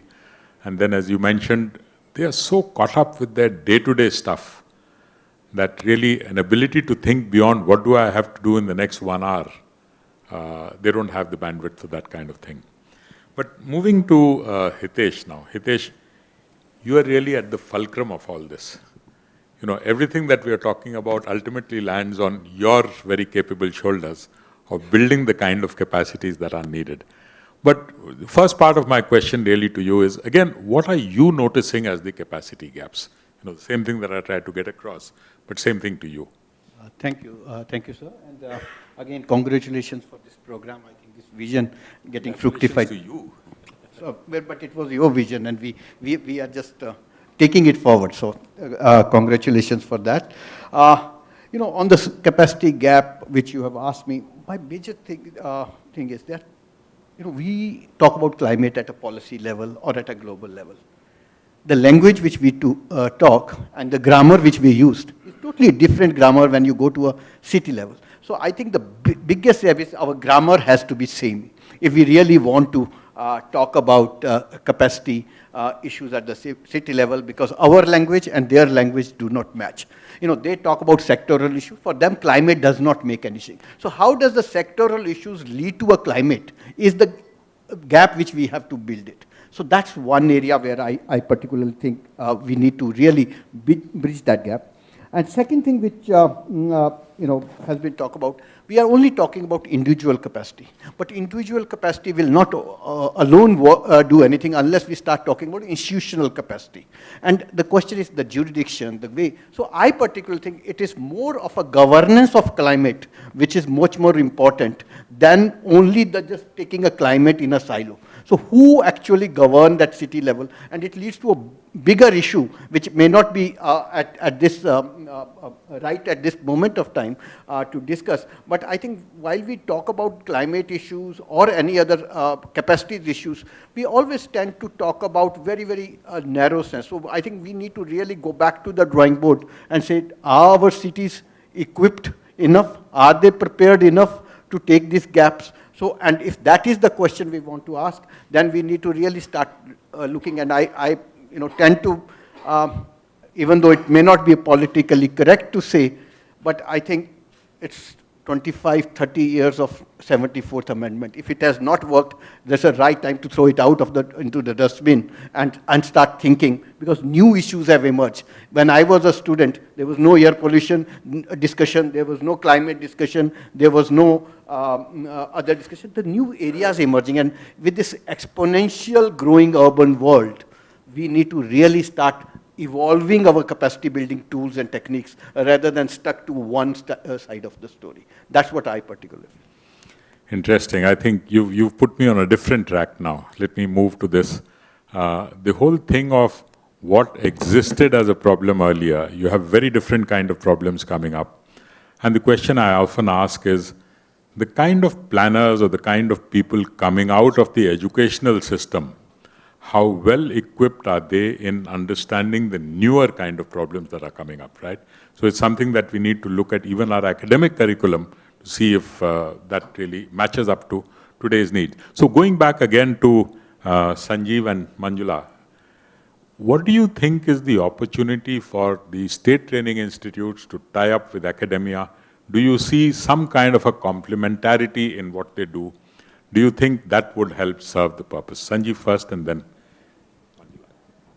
Yeah, I think, sir, the kind of the placement that the state institutes, the administrative training institutes have, I think that they are the best suited to carry out this program forward, because all state officials and even the government of India, the tie-ups, they somehow, one point or the other, they go through the state ATIs. All PCS officers, like if I talk about Punjab, all IAS officers, and even all the departments, let's say around 50 odd departments that we have, one point or the other they have to go through. Secondly, the state ATIs have the kind of infrastructure that is required to roll out good courses at such good level. Infrastructure in terms of, the halls, others, and then also the persons who can develop the content, the resource persons, they are available. And like we were talking about the various kinds in terms of, the academicians, they are involved with the state ATIs. The officers who are serving and officers who have retired, they are also involved in terms of advisors, senior advisors, consultants, those people who have actually got, a lot of exposure in the field. Plus the kind of tie-ups that the state ATIs, like if I can talk specifically about our ATI, we have tied up with the Chandler Institute of Governance in terms of, which is at Singapore for leadership programs. We have also tied up with the Korean Institute for the programs that we roll out for the PCS and IAS officers. And our ATI was one of the ATI which took, the full a program for the IAS officers after Labsana, Lal Bahadur Shastri Academy. So it's one of the institute on our own, though we have, you know, certain, they come to us for roughly 4 weeks or so, but full program that we did for wherein 55 trainees from all over the country, from 18 states they attended. So I think overall, in all, the capacities are therein, but somehow the kind of work that we should be doing, frankly, honestly, we are not doing that kind of work in terms of, you know, both like somebody talked about research part, maybe because of lack of resources and others. But yes, the Government of India flagship programs like Amrut, Smart City, then Swachh Bharat Mission, even we are into NJJM, KRC of also National Jal Jeevan Mission also. Plus this latest, we were the ones who rolled out Climate Center for Cities, C-Cube also. So let me move to Manjula. I mean, basically what I'm trying to ask is, do you see a complementarity between academia and the state training institutes? Is there a role that both of them could play together? Is there some kind of complementarity? Sir, as administrative training institutes, we don't have capacity or expertise in every field. So generally for every training program, we tend to invite resource persons from the academia. So there is always this collaboration because we need to get the experts to come and speak.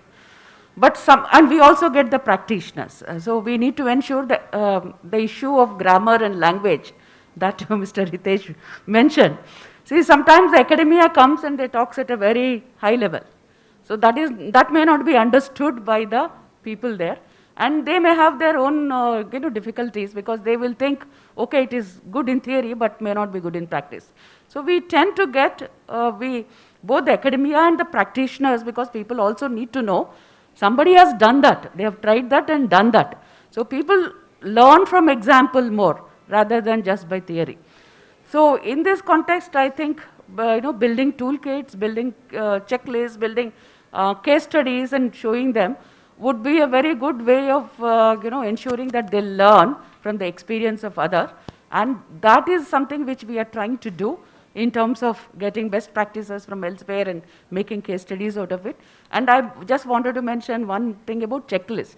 We all keep talking about, okay, this is what they need to do. But how do they do that?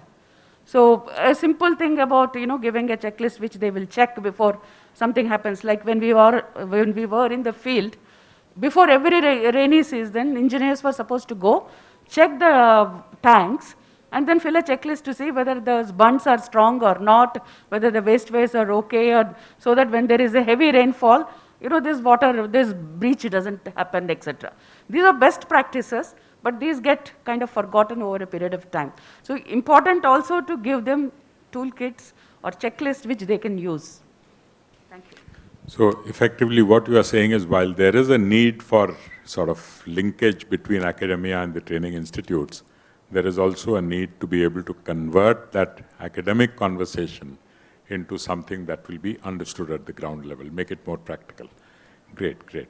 So again, now coming to Atul again. Atul, again pulling you back to LCCM, frankly, you were one of the first few who agreed to come on as a core partner for the LCCM program. What is your vision about this program? What would you like this program to do?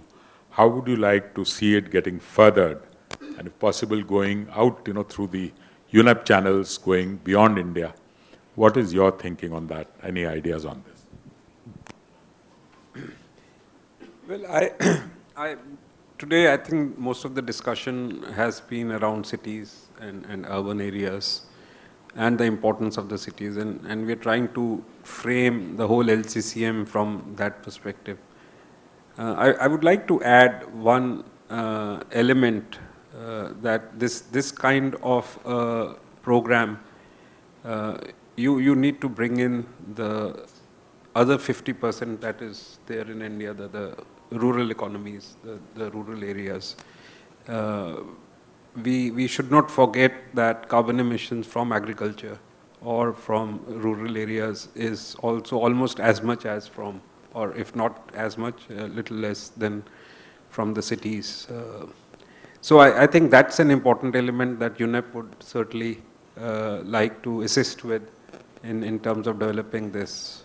Of course, I think right now, as a phase one, the focus should be on the cities because that's also a low-hanging fruit, which you should be looking at in terms of taking this forward.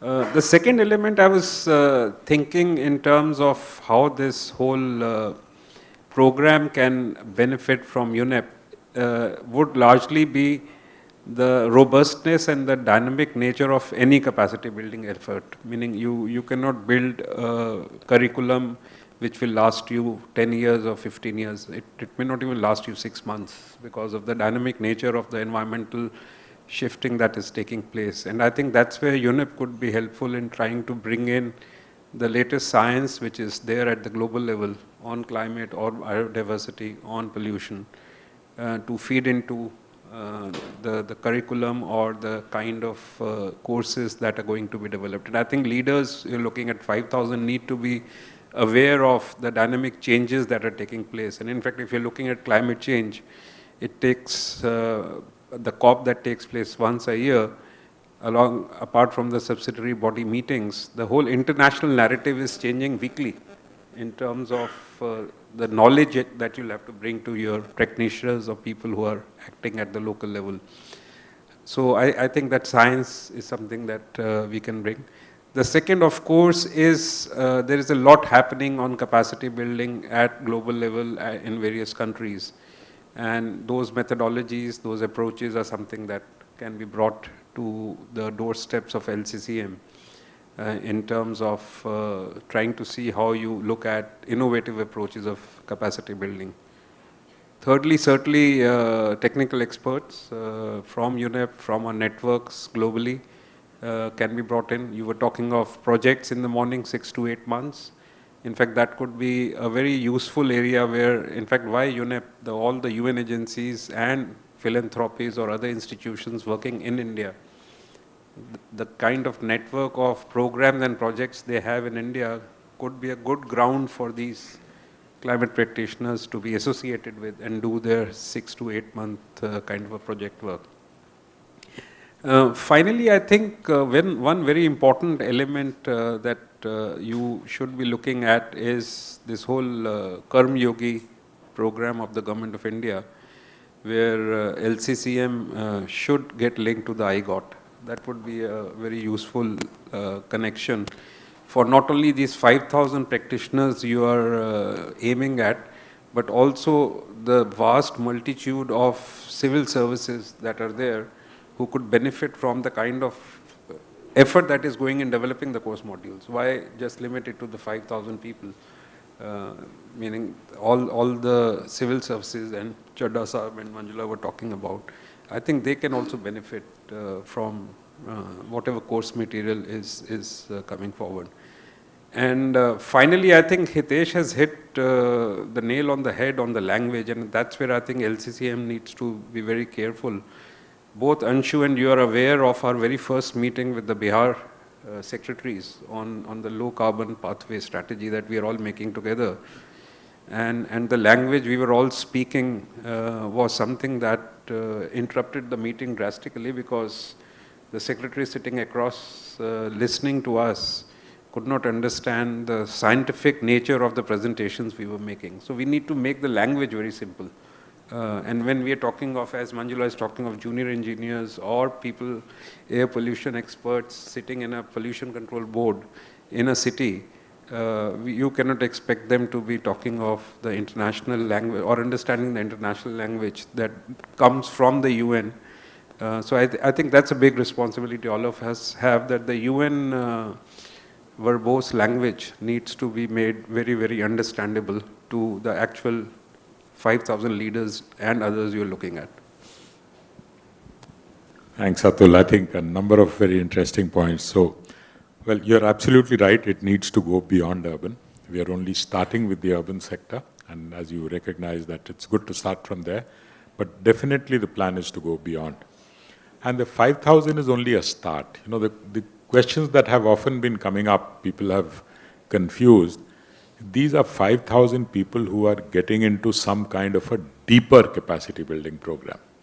What we need is probably 5 million or 50 million who need to be made aware of what these issues are.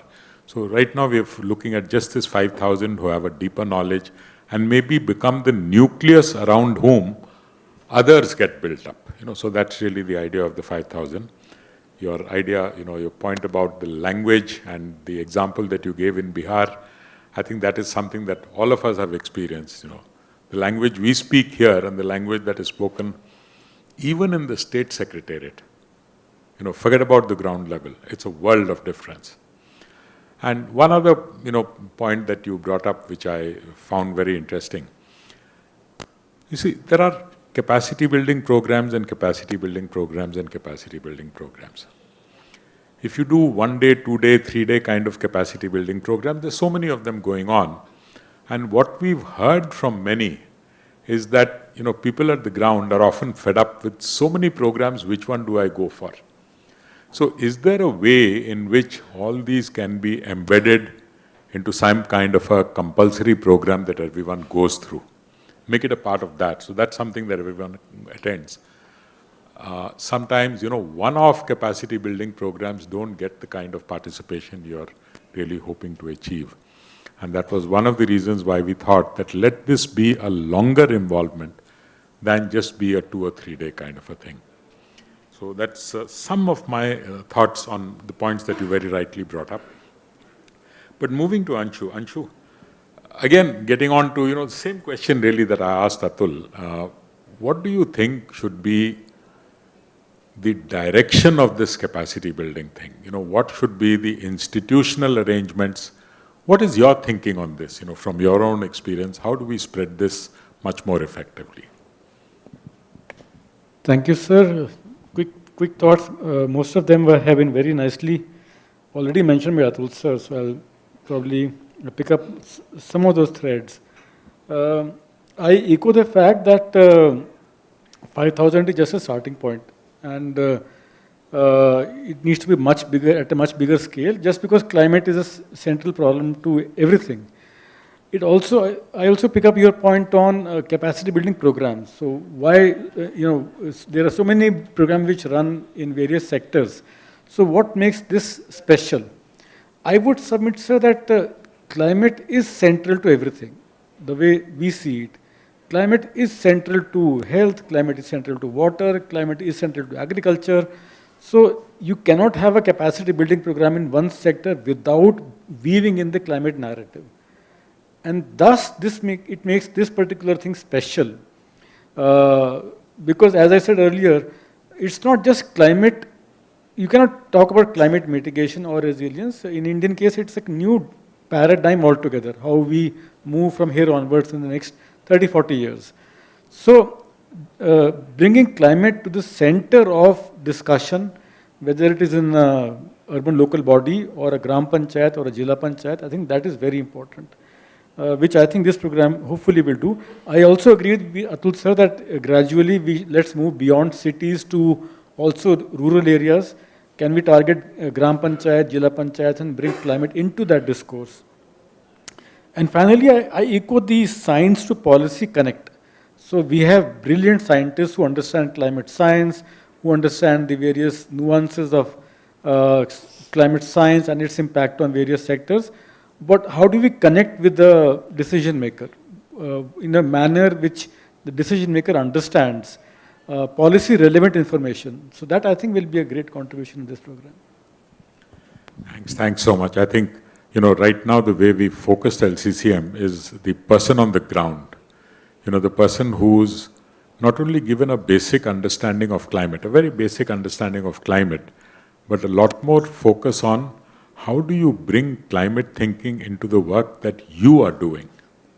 If you are a public transport operator, how do you bring climate thinking into what you do? If you are a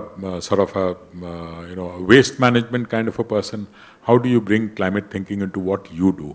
So that's what we've tried to do in the LCCM today, is simplify some of the basic understanding of climate, but convert it into how does this impact your work? So that's what we've been trying to do. But let me now come to Rajit.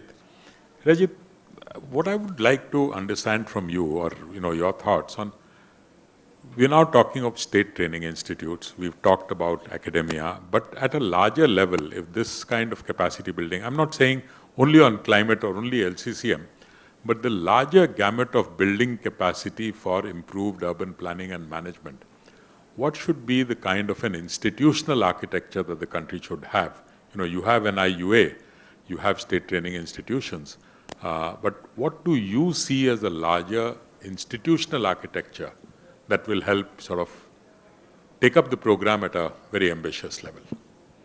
Right. Thank you, sir.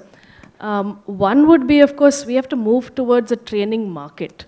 If we don't have a robust market, it will be very difficult to change the status quo that we're in right now. And one way to do that would be to actually move towards a networked platform. This could be publicly backed, government backed. I'll take the analogy of the sharing economy because that would be a useful way to put it. You know, today we have Uber, Amazon, Skype. They're all shared economies because they're using our phones, our cameras, our internet connections, and providing excellent service. You know, the outcome is very good, but they've used somebody else's resources. However, they manage the rules of the game. They ensure that who can collaborate on their platform, what are the rules of engagement, what is the quality control, there are feedback loops installed. So in that way, there's a good management of the system, and then they back out. Then it is between the person who's providing that service and the customer. So they actually set it up and then they've moved out. I think government should take a similar role in a network platform mode, where they assess the demand and supply gaps. They assess the gap between the skill of people and what the industry requires. So ensuring quality trainings, bringing on board institutions that can deliver these various trainings, and then pull out, because only government cannot solve the problem. Of course, they are the primary sort of people we would look forward to manage such a platform. But they should take on different players to bring in this kind of networked platform of training. That robust market, when done well, can only improve over time. And then the linkages between industry, you know, academia, institutions, government, and society itself will then become very strengthened. You know, then we'll have a good training market in place. Thank you.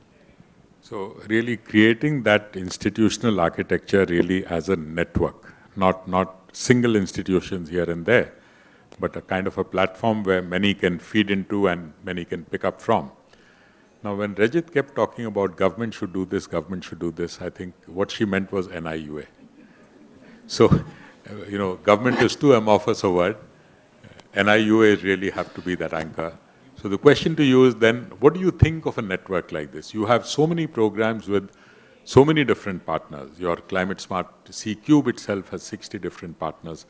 What do you think of the thought that Rajit has given in terms of creating that network? If you think that's useful, how do you think you can go about doing it? But NIUA really has to be the focal point on that. Yeah, no, I fully agree what Rajit has said, and that is what we have started. We call ourselves as an aggregator. So role of NIU is more of an aggregator and really help the urban ecosystem. So that is what the journey we have done. On the capacity building side, Atulji talked about IGOT. We have started NULP, National Urban Learning Platform. This is actually for urban practitioners. Definitely some of them will be linkage with IGOT. We are using almost similar platforms. And idea is slowly once we develop one for urban platform, but for the other practitioners, we can start linking that with the DOPT model and all. So we have already started working on that model. But I think as an aggregator, when we are looking at it and what platform approach, it is not only the capacity thing, but I think what Manjula ma'am talked about, what type of tools which are available with the cities. So if we can make those tools available, whether it's a checklist form, whether it's an assessment form, and you know, if city has to, where it falls in that assessment, how it can really start looking at it. Second thing which we think as an aggregator, because all of us working on a climate issue with all the 60 partners, everybody has its own agendas, its own way of doing it. How as an NIU bring those together and create one model RFP or a model template or a model thing. So that gives an idea that they can use more than that, but this is the minimum viable product which is required. And that if we can get that MVP right, I think that's a one contribution as an aggregator we need to provide. Third thing is we all talk about different levels. So can we have one standard? This is a minimum viable product. This is standards we want to make. As a think tank or a anchor of this thing, we need to come up with those standards. Fourth, training and capacity building because of NULP and other is a one component of it. But it's the overall in a larger component we have to start doing it.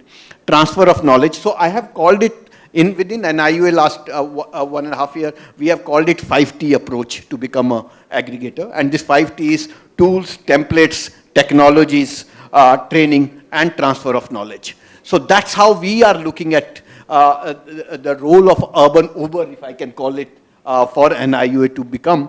And I think that's the only way we can reach the scale.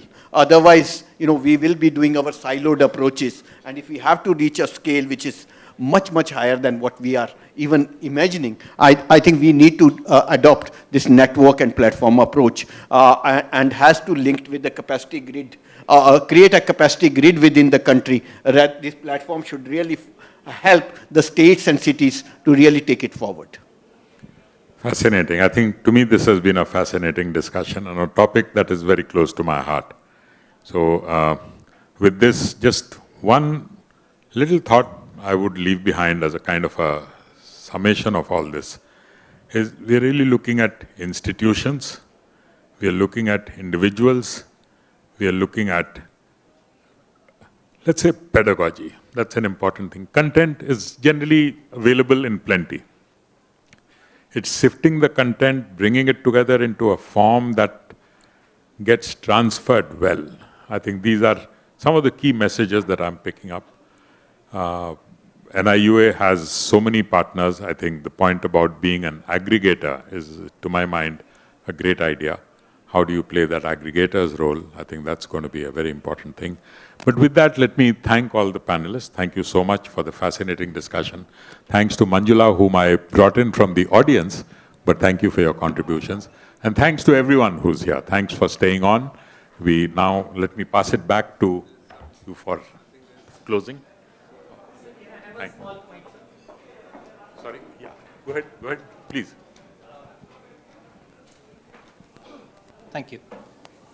Very, very interesting discussion. One point that comes to my mind is when we are on a journey and we have a milestone to achieve, is there a surveillance and monitoring mechanism for ensuring that when we started, where we wanted to reach, are we going in the right direction? So that's the point I just wanted to check back, if there is anything, any institutional mechanism available in this whole setup to make sure that we reach the 5,000 mark and 50,000 mark subsequently as we decide. Thank you. Thank you. Thank you. Very good question. You want to take that?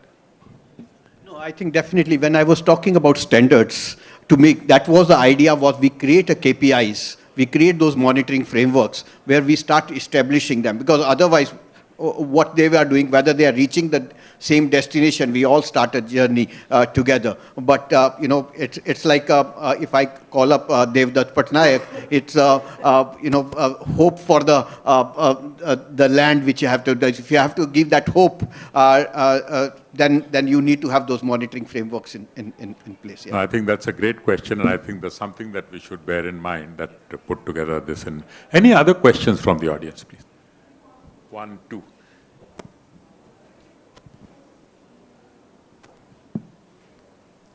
Thank you, sir. Jaswant Singh, I represent Institute for Spatial Planning and Environment Research at Panchkula. We are partners with NIUA. About 2-3 things here, one is, when we are talking about urban planning or urban development, climate change is not part of our language. In curriculum level also. As I think Dr. Chadda has also pointed out, and Hitesh also, I think, mentioned that. So we need to, bring that into the core of our syllabus. And for that, academia need to work on that. So that's one point. Second is that, we are always forgetting when we are talking about climate change, the urban periphery. That's not part of our main language. We don't talk about, we always talk about problems of urban areas. And we try to find solutions for those. So urban peripheries where the climate change, we can work on that. Because that's immediately surrounding the urban area. There you have your forest, there you have your lakes, there you have your ponds, agriculture areas. So how to sustain those areas, I think that should also form part of our language. That should start, featuring into our curriculum also, as well as, in our programs also, in our trainings also. Then the issue is, what we are talking about. We have talked about first. Now we are Amrut. We have the master plan approach for GIS-based master plan for 600 cities, class 1 cities. Now we are moving into Amrut 2.0. There also the master plan approach is there. Master plan is a kind of approach where we find that. Don't keep it short. We'll forget what you asked. So. No, the points are well taken. Does anyone want to comment on this?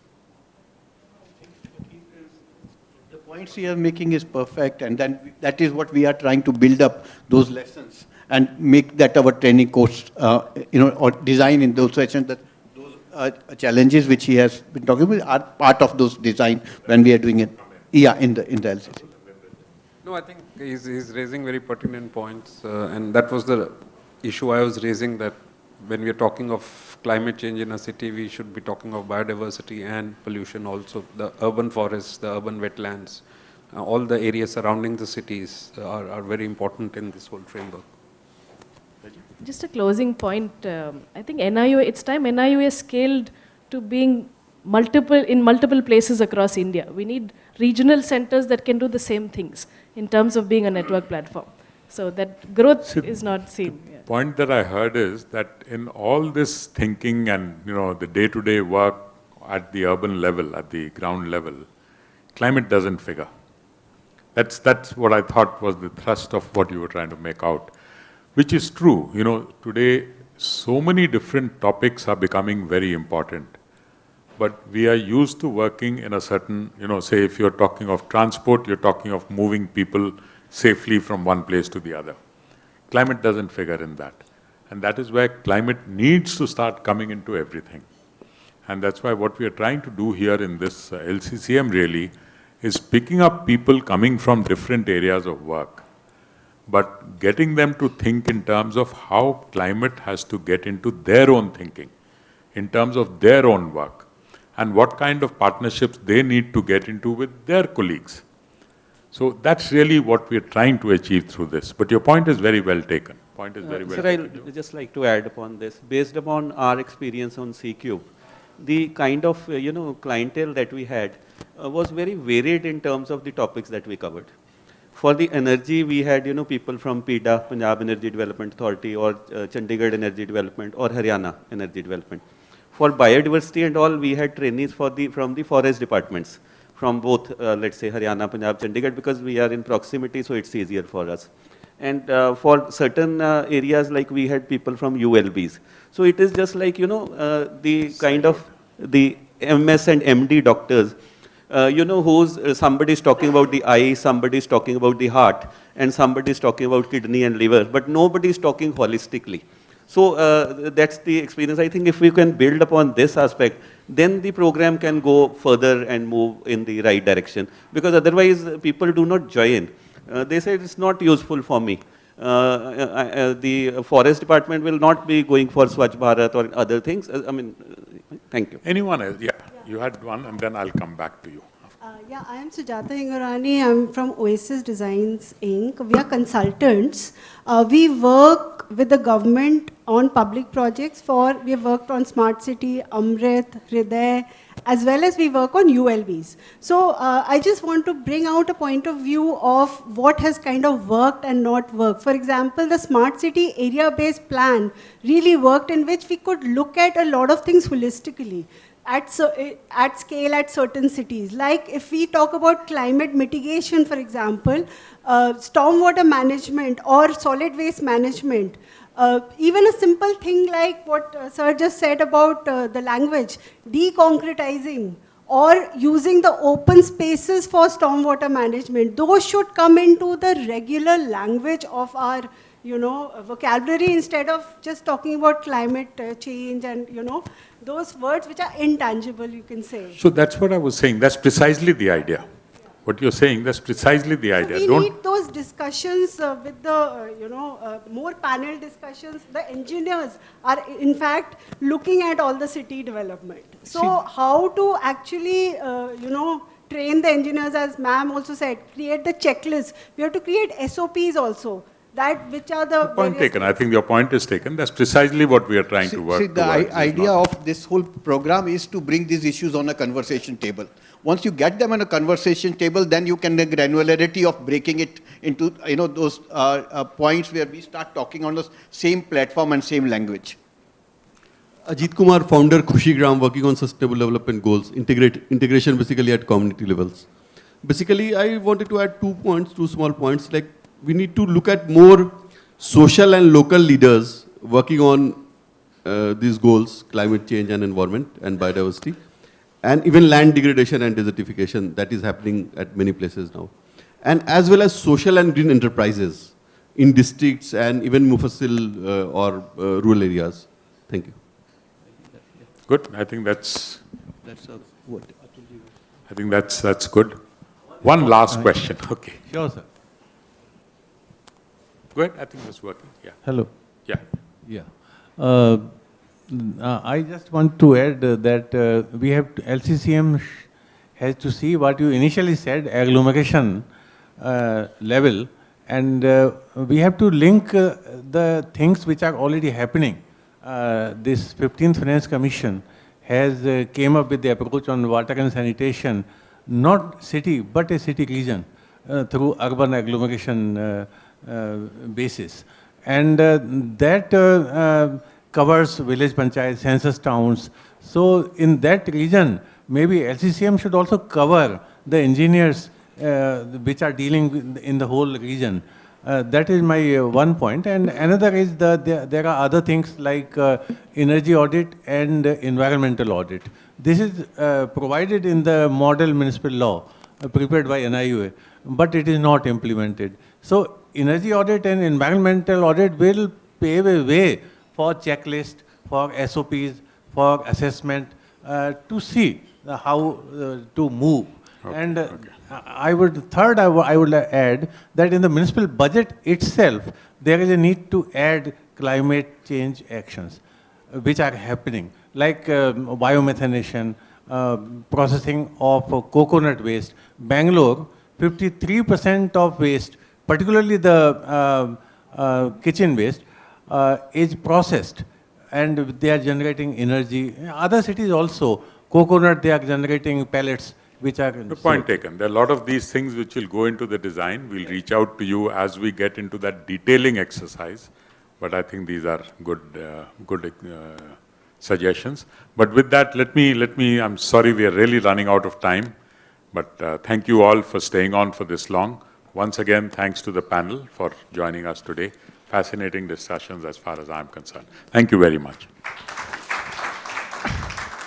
As the event draws to a close, I invite Shri Naeem Keruwala to present a token of appreciation to the panelists today.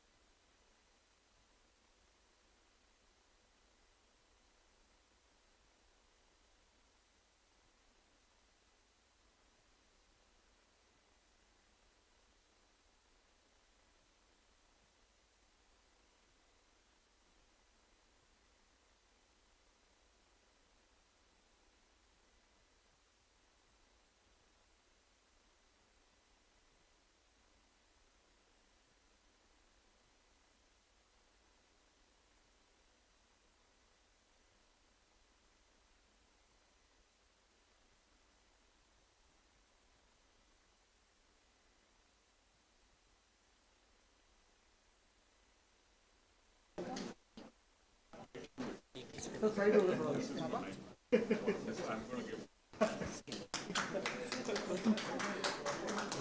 sir. Sir. Thank you.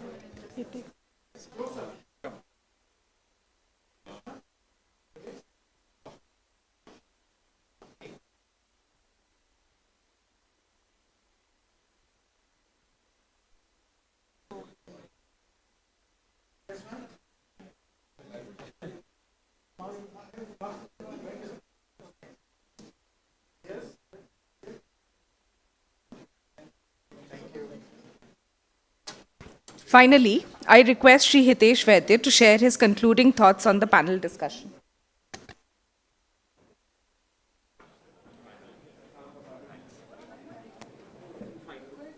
Again, I think my job is much easier now because I have already said thank you. So I will not take much of and not stand in between the lunch and you. So I think I'll restrain myself giving a more sermon, but say thank you to all the panelists who have joined us. Thank you all the partners and all the professionals who have come from different places and joined us today. Please, NIUA will look forward to your guidance, direction, and technical support to move forward. This is a big issue, and we have to work hand in hand, and we have to also do the walk the talk rather than just only talk. So I look forward to your cooperation, and thank you. Please join us for lunch. Thank you.